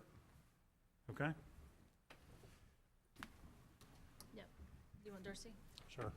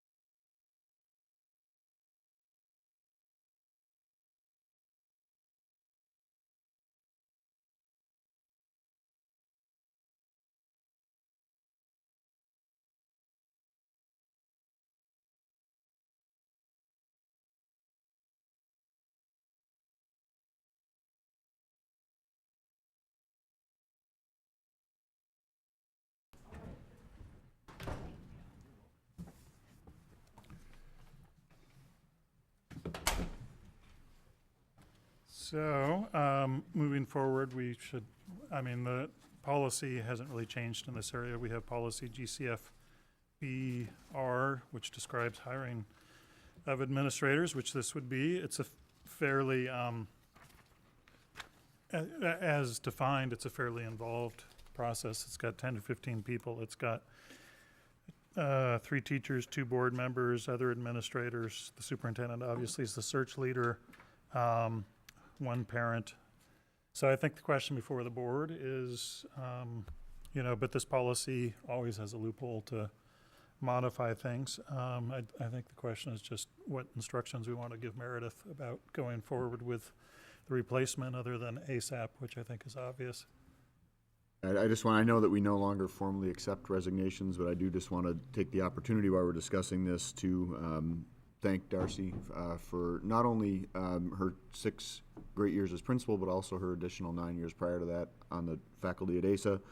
I think, having had children at the school pre her tenure as principal and then throughout her time there, I think it's clear to anybody who's been watching there's been significant improvements, and that's not all due to one person, obviously, but she was at the helm for that. And I just, again, we don't accept them anymore, but if we were, I would just want to note that I at least personally would accept it with great thanks and also regret. We're losing a really good person. And selfishly, I don't like that, but I'm begrudgingly going to wish her good luck and future endeavors. So thank you. That wasn't your question. Wasn't the question, but it was good. I don't know. I mean, obviously, as soon as possible. The sooner we move, the better. I think it does spell out the committee pretty clearly. I think, we should ask Meredith to begin populating that committee. I mean, I assume the job will be posted tomorrow. That's what we're working toward. Yeah, so get the job posted, kind of feel out interests for who would be interested in serving on that committee, who would make good contributions to that committee, and I guess kind of go as quickly as we can. We want to have enough time to get.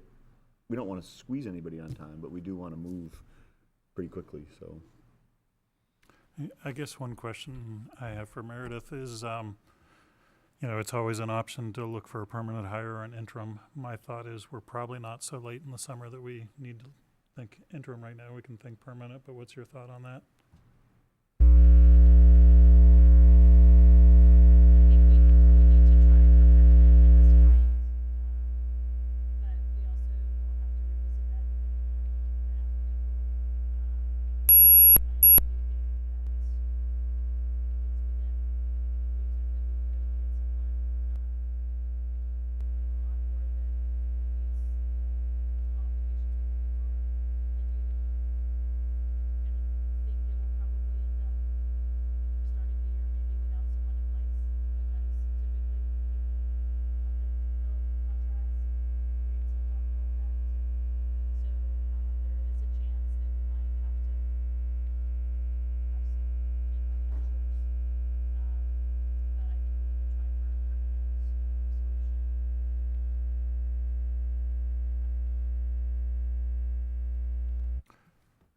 Comments? I mean, the other thing we should do is figure out 2 board members to serve on it.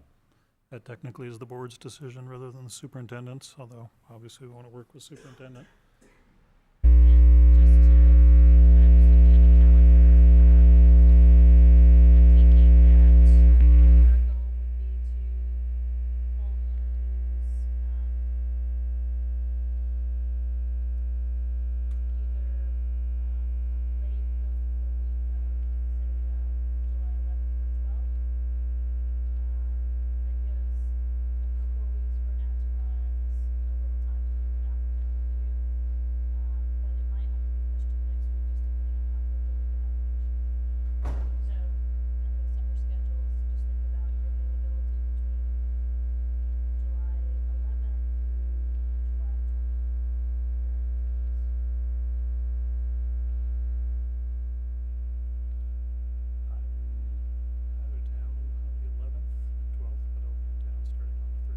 So I'm not a perfect fit, not a terrible fit. I don't know, Heather, you're down there.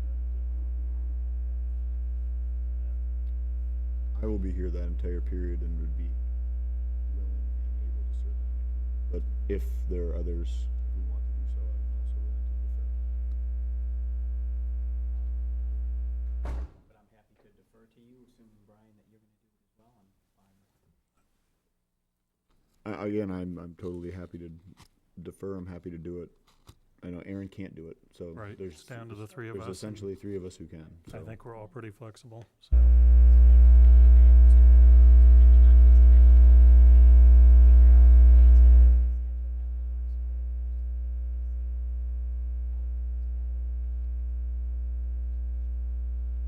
I'm fine with that. That often has happened that the availability of board members changes, so let's just leave it till closer to the date is fine. Yep. Anything else for the board to add on this topic before we move on? Okay, next up we have policies. So we have policy ACAA. The main changes are in D2 and D3. It looks like there was a typo that was fixed earlier in C2. But the only real substantive changes are in D2 and D3. And they involve uses of names. And we had we spent the entire policy subcommittee meeting last Thursday. Good hour discussing this. I think it's fair to represent this that the administration and also the teachers are comfortable with this. I think one thing that was important for the teachers was to recognize that mistakes can occur. And so we adopted language from the Maine Human Rights Commission's guidance on that topic. So inadvertent slips and honest mistakes will not be considered a violation of the policy, but a pattern of refusal to acknowledge a student's gender identity may be considered to constitute such a violation. I think it's not really written into the policy, but there's a strong recognition that changing software that produces class lists and things is an important part of this as well. So the two main changes in D2, we added the sentence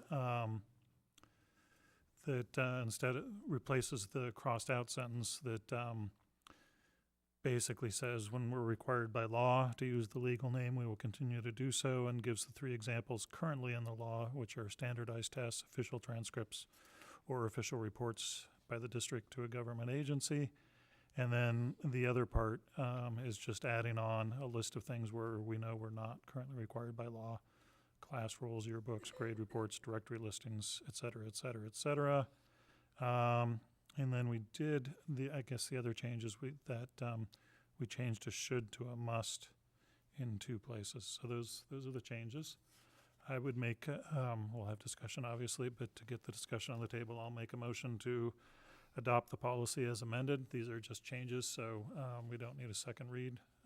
Is there a second on the motion to adopt the policy as amended? I'll second. Any discussion?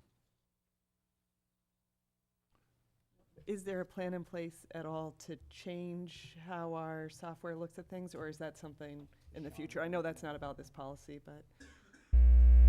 Yes, we've reached out to school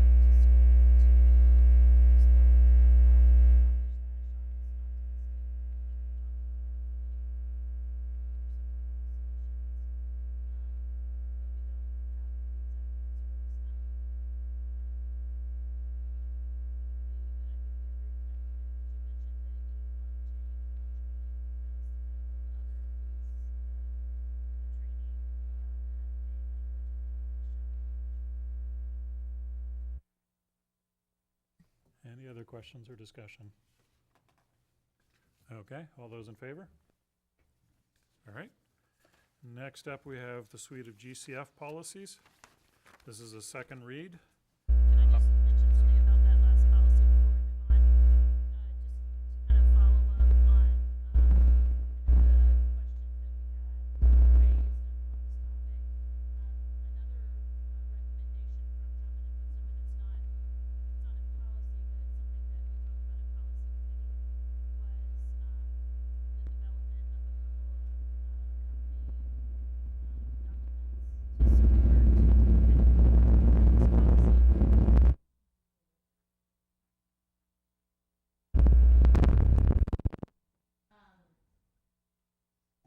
So those two documents are, one, a template for plan development, for student plan development, because the language in the policy called for a plan, but not really any structure. So that's something that Drummond and Woodson is helping us develop following policy and law requirements.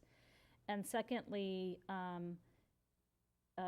kind of a guidance, a procedural checklist, a guidance document, so that as we are approaching, you know, considering requests that a student may have, we can kind of go to this checklist and make sure we're not missing something that policy implies that we need to be doing. So those are documents that we asked for them to work on for us, and they're in the process of doing that right now.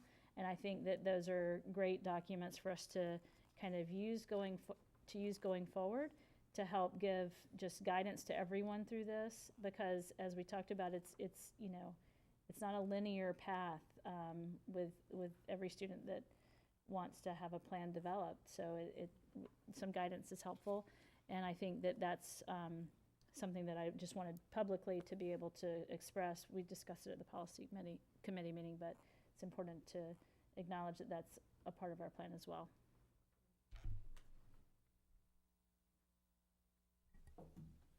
Thank you. So yes, lots of behind the scenes process work on top of the policy. So, Sorry, didn't mean to. no, that's good. Thank you for bringing that up. Okay, so on to GCF. Nothing's changed since you saw this 2 weeks ago, but since it was a big enough change, we decided to give it 2 reads. The main focus is a lot of clarifying language. This having 4 parts of a policy confused people, so a lot of it's clarifying. The main changes are that we have now brought the staff collective bargaining, ed techs, kitchen staff, janitors, and so forth, into the policy. We haven't really changed anything about it. It's still hired by the principals, doesn't come to the board, but we at least now have that in writing, that that's how it works. And we brought the central office staff into this policy. Again, some of which only go through the superintendent and don't come to the board, and some of the positions that interact regularly with the board, like the administrative assistant or like the facilities coordinator, do come to the board for approval. The other big change is at the beginning of GCFR, so that's the 4th page. We made it clear about when the superintendent can run an ad for a position. Basically, if it's in the budget and the budget's been approved, they can start advertising for a position. But if it's a new position not in the budget, it has to come to the board for approval. So those are the changes. I would make a motion to adopt policy GCF and GCFR and GCFAR, GCFBR, GCFCR, and GCFDR as presented. Is there a second?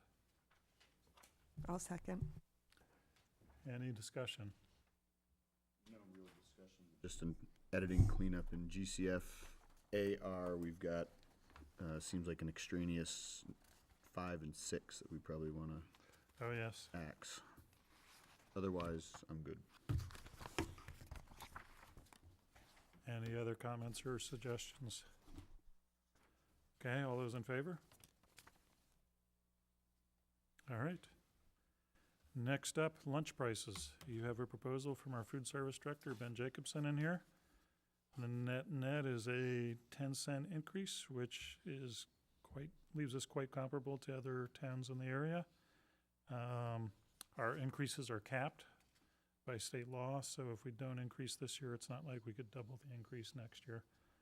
I'll go ahead and make the motion, and then we can have discussion. So I will make a motion to approve the price changes for school lunches as presented. Is there a second? I'll second that. Any discussion or anything you wanted to add, Meredith? I would just say that Ben did a nice job kind of outlining his rationale here for this recommendation and giving us this comparative kind of analysis of the surrounding school districts. And just for the benefit of those maybe watching or listening, elementary prices would go from $2.40 per meal to $2.50 per meal. And middle and high school, this is for lunch, would go from $2.65 per meal to $2.75 per meal. And then breakfast changes from $1.35 to $1.45 for all students. Am I correct in this would have no impact whatsoever on free and reduced lunch students? Okay, that's what I thought. Thank you. Any other questions or comments?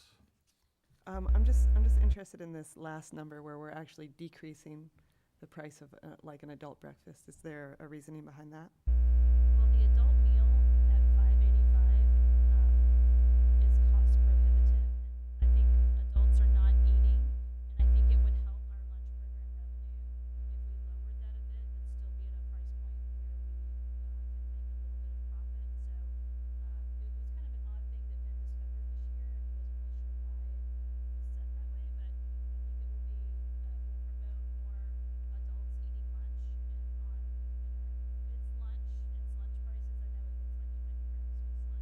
Yeah, that's a good question. The other thing I would just say is, this even with this increase, it really requires a pretty sizable subsidy from the board and the district to help make the lunch program viable. So this does offset that liability by a couple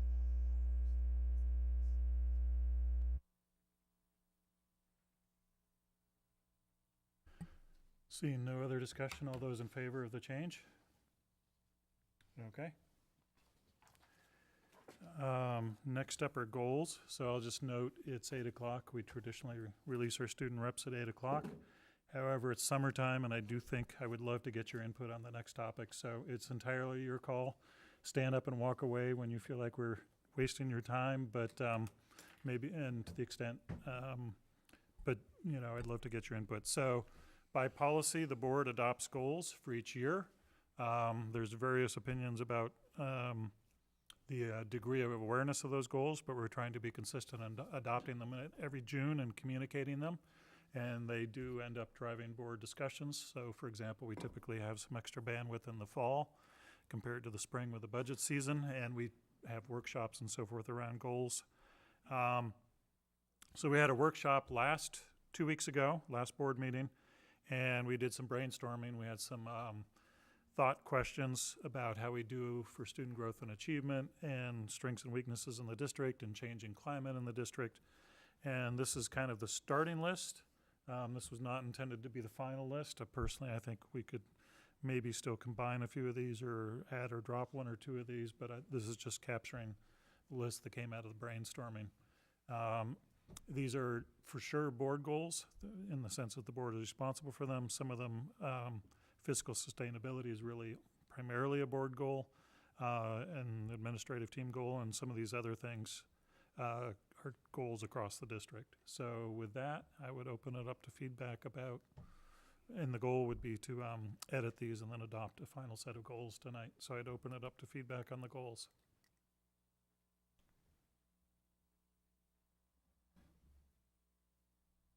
I think one of the things that we've talked about is the work that we've done on scheduling across the district.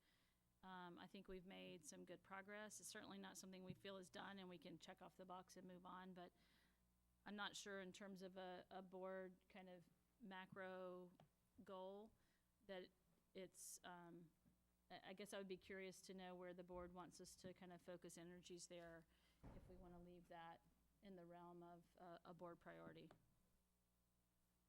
I would kind of agree, and maybe I have the benefit of having been to the curriculum meeting last week, or last month, but there was a substantial overhaul of the schedules that aligned maroon white days across the middle school and the high school, and I think ASA is going to a 6-day schedule, which being a multiple of 2, they have more specials that are spread out through the week, but would align that as well, which I can speak from my own experience with one of my sons, that has made it much easier to move across the building. So I feel like a big win has happened in the past year with scheduling, and I appreciate kudos to the administrative team for doing that.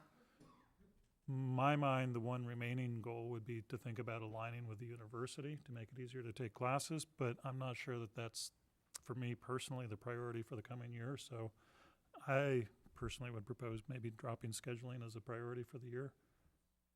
I'm fine with that, with the understanding that the remaining piece that you just mentioned gets looked at in kind of a serious way, and if we want to just take it that that'll continue to be looked at by administrators as they schedule, that's fine. If we want to wrap it into the fifth point down here, community university connections and relations, I'm also fine with that. If you want to have a combination of the two, I'm fine with that.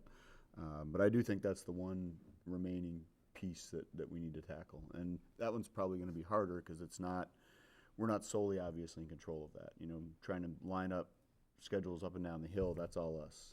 This other part's not. So, but if we do that, I'm fine.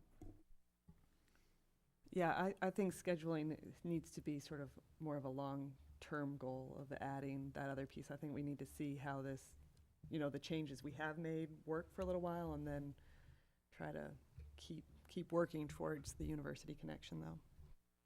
I would just add that I think genuine alignment with the university is going to be a radical change to the schedules. It's going to mean going to a Monday, Wednesday, Friday versus Tuesday, Thursday schedule that's just a proposal, but something like that, that degree of radicalness at the high school, and I don't think that's going to happen. I think that needs to happen when we have focus and attention to have a good community-wide process, and given facilities, I don't think that's the year to do it, but and I think we have captured a lot of the benefits short of doing that more radical thing. So I don't think anybody's going to argue that facilities is one of our goals for this year. It's clearly at the top of the list. I don't think anybody's going to argue that fiscal sustainability is on our list. I think I was the one who proposed it, but I would like to continue to foster just a view within the district across all the stakeholder boundaries, a notion of teamwork and collaboration. I think that got lost through some of the chaos of the last 10 years, and I personally think that we would benefit from improving that. So that's why I put that on there. I don't know what other people think. I personally think the next two could perhaps be combined. They're external, we could call it something like external relations. I think that's a good idea, although I think I'd say alumni and external relations. Okay. Yep. Alumni and external relations. I think we talked about sustainable curriculum process. I think we're happy with the curriculum work, more than happy, very happy with the curriculum work that's happening, but I think there's concerns on a couple of levels, whether that's sustainable on the superintendent and possibly superintendent level. I think there's also some challenges for teachers figuring out, what's the best way to find them time to do that as well. I mean, everybody's been making things happen, but I just want to make sure it continues to happen and it's sustainable. It's also important, I think, there to point out that expecting our new ASA principal to jump in with the same level of curricular involvement that our current ASA principal has been able to have is probably unrealistic. I agree. Yep.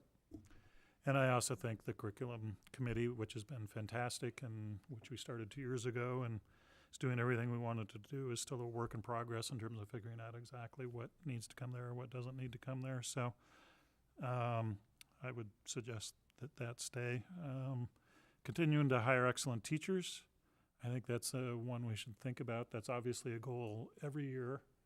So my question, if we wanted to include it as a goal for the year, is whether that's, well, it could become like fiscal sustainability that shows up every year, or maybe there's some specific process we want to go through around this. I kind of feel like we did that a bit last year. I'd be okay with dropping this one, but I'm curious what other people are thinking about that one. I'd like to keep it in just so it's explicit there, and I do think that there's some value to continue to explore the process around that. So I mean, I'm fine with keeping it, and if we're, by my count, if we're combining two that and dropping scheduling, that gives us down to 6, which I think is a perfectly reasonable number, recognizing that one of those 6 is the 800-pound gorilla that we have to deal with. Yep. So by my understanding, we now have facilities, fiscal sustainability, building cross-stakeholder teamwork and collaboration, alumni and external relations, sustainable curriculum process, and continuing to hire excellent teachers. People happy with that? I would like still somewhere in here to have a goal of trying to create like the habits of mind process through the whole, trying to come up with some system where it can actually be created. Maybe not habits of mind, but something like that through all 3 schools. And I don't know if it doesn't seem to exactly fit into any of these categories, but I think especially if we're losing Darcy, who kind of like, I don't want that to be lost, because I think that's a very important thing that we haven't actually fully explored through all our schools. It is one of the student growth and achievement goals, creating a growth mindset. I don't know. I know the curriculum committee has done some work on that. I was gonna say, I think it would fit under curriculum, I think, and also, you wouldn't really wanna see the different schools as cross stakeholders, but in some cases it's been that way. So, I mean, I think part of it comes there too, but I think curriculum is the place for it. I would like it somehow a little more Explicitly explicitly stated. added. I'm fine if it goes under one of the categories, but I'd like that to kind of be something that progresses a little bit this year, because I don't think we kind of added to that. What's your thought, Meredith? Well, it's definitely something that we've started a discussion, but that's all it's been so far, a very beginning discussion. And I mean, it does fall under the focus that we had under the student growth and achievement goals. So, I mean, while I think it can be contextualized under a couple of these, I do think that stating it outright maybe shines a light on it, because the discussion we had, I think revealed to me that not everyone is where you are on this and where I am on this. That some people think, well, it's fine the way we have it. Kids adjust and move through. And so I just think if that's a priority for the board, it might be important to communicate that through your goal. I mean, I know it's a priority for me, but I've taken, courses through our old school where like it was a priority and it was really being pushed, and we actually had, like a full course lesson on it, and I was really sold on the whole idea. That I think that's what employers and that's what makes great community members later in life, is that stuff rather than, some of the other stuff. Yeah, so really it's developing a K-12 framework for habits of mind is a framework for kind of, work habits and soft skills. So it's developing a K-12 framework for that. Is there a phrase that I'm just having trouble coming up with the phrase? I mean, how about developing a K-12 framework for creating or teaching a growth mindset to students? Well, it's not just growth mindset. It's Okay. bigger than that. It's more around kind of generalized habits. I mean, habits of mind is what it's what comes out of my mouth, but habits of mind is a very specific Social thinking. frame. Partly it's social thinking. It's right. But it is. About those habits, they're lifelong habits and skills. They're really the 21st century skills that we want to develop. It's really work habits and soft skills. If- I mean, and it's those things. In the language, if you were gonna look in the kind of leadership literature, it would be social and emotional IQ is what you'd be really talking. A lot of that would be under that. Not all of it, but a lot of it would be encompassed under that, so.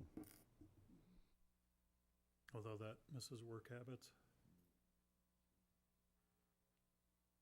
The older language would probably be character development, right? But I don't know that that's the phraseology that's used anymore, but. I'm sure that there is, and I've looked at it before, and now it's kind of. Well, I think it depends on your goal, because I think at ASA it's less about work habits. I think as you get further up, that it transitions to being more of a combination of work habits and kind of social frameworks. So I think it morphs into more work habits as we go up in grades. We as a board have recognized it's important because we talk about developing the whole student, right? That's a crucial part of that. So I mean, the question I think Aaron's trying to get at is, well, we see that a lot more explicitly spelled out and put into practice at ASA than we are at our other two schools. And how do we get something that works all the way through? And I mean, I agree with Aaron. I think it's important. And if she would like to make it a kind of a standalone goal and bust our list from 6 to 7, I'm okay with that. I Yeah. kind of, I mean, I'm just wanting something a little more uniform through all. I think each school has something definitely more developed at ASA, but that we're actually keeping the same language. I think that's important for reinforcing those goals. I mean, I kind of like it as a standalone goal too. You could slip it under a couple of others, but I think it dilutes those others. And we talk about it all the time at the board. I think it's been a success. You could call it soft skills. If you go back to our student growth and achievement goals, I think it does come under both the whole student and the student growth mindset. We could ask for a framework that addresses either those two student growth and achievement goals or addresses soft skills. I think we're clear on what we're talking about. I don't know that we have the perfect wording. I mean, there are all kinds of things on the list, but social and emotional intelligence is one way that is characterized. Yeah, Yeah. social emotional intelligence framework.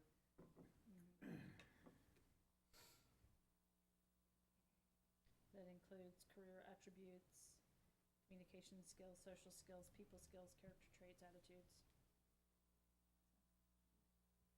Is that what we want to put it under?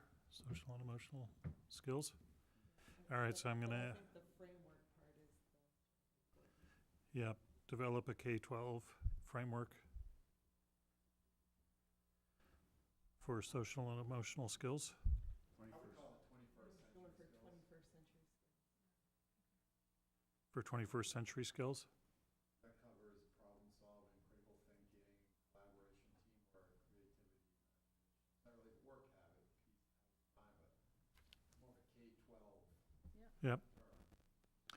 And maybe what we do is we figure this out, right? Right. So I think that's maybe a first step in the work. Yeah. I think having in mind that ASA is an appropriate framework, at the high school is the guiding principles of main learning results, is really the 21st century framework, but Yep. I think we use 21st century skills, it covers K-12.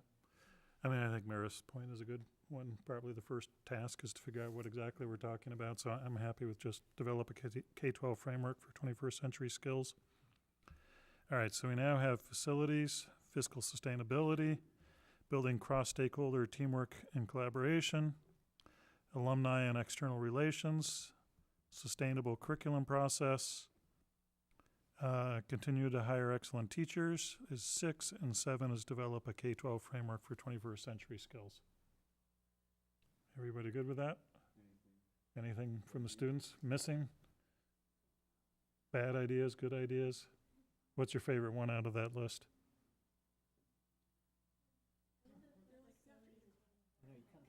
Facilities? Yep. Yeah, they're off the clock. Shauna? Why not just say for 6, how about continue to hire excellent staff? Staff? If you're hiring a principal, and you might wanna hire an excellent principal too, and be committed to that. And also, vote for excellent custodians and. Right. Mhm. Anybody prefer teachers? No, okay. Excellent staff, or employees, staff? Staff's good, I think. Yep, okay. So I would make a motion that we adopt these as our goals for FY18 for the 2018-19 school year as we've discussed. Anybody, and is there a second? I'll second. Any discussion? Okay, all those in favor? And now you can definitely go. Thank you for sticking that out. Next up,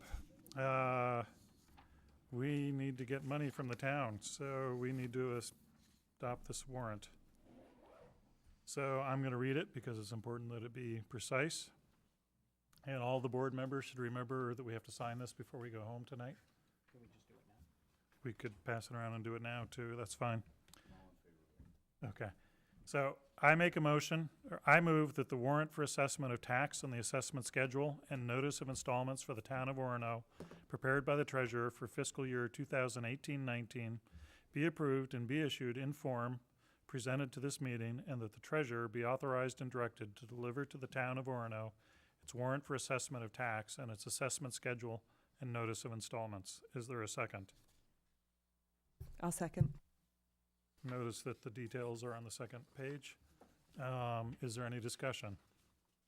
I did check. These are the numbers that we voted on. They have the $15,000 correction, it looked like to me. Is that right? Yes, Yeah. we verified against the adopted budget. Yep, okay. Any other discussion? All those in favor? Okay. Next up, subcommittee reports. This could be quick. Policy subcommittee, we're done till August or September. UTC, Yeah, no meetings right now. Spruce, Not till the fall. curriculum, no meetings. Facilities, we're meeting tomorrow. We're going to have a fairly strong discussion about getting the sense of priorities from that group, the facilities group. And then I imagine PDT's at a point where they kind of want some feedback on, they don't want to draft 32 options, which is fair enough, so they want feedback. This will turn them some feedback for PDT to do some work over the summer, and that's, I think, all going to start coming towards the board in the fall with additional involvement from the facilities committee as well. So given that we almost certainly are going to meet in July now, but given that we're not scheduled to meet till August 7th, when are we going to be able to give priorities to PDT? And what's the thinking on that? Are those priorities going to come out of this facilities subcommittee, or? Well, that's a fair question. I wouldn't describe it as detailed priorities. So what we did in the facilities subcommittee is we came up with a list of, I think it was 11 high-level categories. So parking lots and traffic flow is a high-level category. The performing arts and the tracks are high-level categories. Cafeteria is a high-level category. Classroom space is one. Meeting and collaboration space is a high-level category. So there's 11 of those. And we were just going to ask a ranking from the facilities committee. We certainly could get a ranking from the board too. And then not really going to set anything in stone. It would just give us PDT some guidance on what kinds of things to start doing pricing feedback to us. But if the board wants to have a say in that prioritization process, we could certainly arrange that too. I think at the very least, I'd like to see that ranking Okay. before it went anywhere. Okay. Yeah, I think what PDT is asking us for is, it's kind of one of those processes that we keep wanting to put the cart before the horse. And so for them to kind of show us some conceptual ideas, they really want kind of some help in knowing where to focus their energies in working on some conceptual options for us. And there are clear priorities that have emerged from the stakeholder feedback. There are clear needs that have emerged from the program and space needs analysis they shared with us at the last meeting. And there are needs that emerged from the engineering reports. Those are the three main kind of pieces of information we've received from them through this process. And so the facilities committee that's been kind of digging in deep to all of that, I think the thought is to have them kind of try to synthesize all that and put forward kind of their thinking around what it says to them so that the board and PDT can have that information to figure out how to move forward. That's where I see us with the facilities committee. But we can certainly schedule a board workshop, for example. I think we would need to have a board workshop, but I almost think that, we have to be careful when we begin to talk about this publicly at a board workshop. I think there'll be more questions than answers until PDT has the opportunity to kind of hear from us where we see this going, and for them to begin to kind of formulate some ideas to be ready to share at a public workshop. So, but it's hard to know the right sequence from this point. I hear what you're saying. Yeah, and I think PDT, has heard everything from we want to do tear downs and rebuild build a K-12 school, all the way to, so that's the level of guidance that we're looking at giving them or not.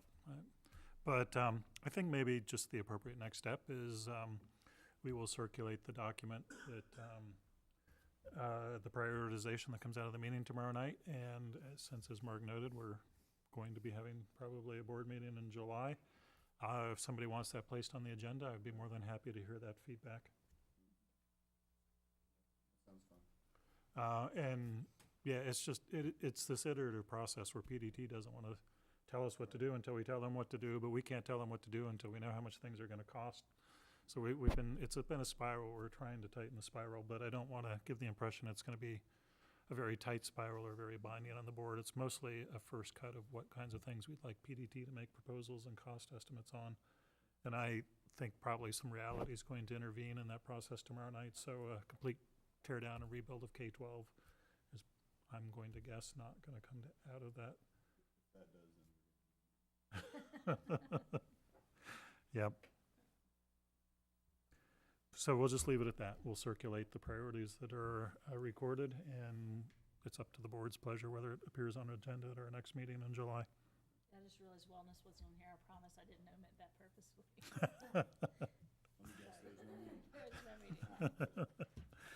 Sorry. Any other business? Future agenda items? Our public is left unless somebody here wants to make a public comment. Date, time, and location of the next meeting is currently scheduled for August 7th, 2018, 6 p.m. here in Town Council Chambers. We probably will have a additional meeting scheduled. I will note I'm out of town for that August 7th meeting, but it's usually not a deep meeting. So Meredith and I were talking. We already have one 2 weeks later. I think it makes sense to go ahead. Mark did request, we have one on November 6th. Do we want to do that tonight? Would you like that resolved, or do you want to wait till August? It doesn't matter if we do it tonight or if we do it later on. I just wanted to throw it out there that I would really like that. So the schedule we approved 2 weeks ago had a meeting on November 6th, which is election night. Mark's probably going to be working that night, aside from the fact a lot of people are going to be wanting to watch TV. And because of Thanksgiving vacation, it's 3 weeks, no, it's 4 weeks until the next meeting. So we could actually move it to the 13th of November and have a 2 week buffer between meetings. So I actually think that probably makes sense. Why don't we just go ahead and do it now? Go ahead, because then we can line up the meetings with Yep. the town. properly. So I would like to motion to change the November 6th, if I got that memory right, to change the November 6th board meeting to a November 13th board meeting at the regular time and location. Is there a second? I'll second. All those, any discussion? I'm sorry, who seconded it? Thank you. Mark seconded. The only thing I don't have in front of me is the arts calendar. Oh, stomping on a, we did check that pretty carefully. But go ahead and vote, and we'll All right, deal with an issue if Well, it make that the default. presents. Yeah. All right, all those in favor? Okay, so for now, that's moved to the 13th. Okay, any requests for information or follow-up? And we now have a couple of executive sessions. So I will make a motion to go into executive session under 1 MRSA 4056A. This one is the investigation. Investigation of complaints. Is there a second? I'll second. Is there any discussion? All those in favor? Okay.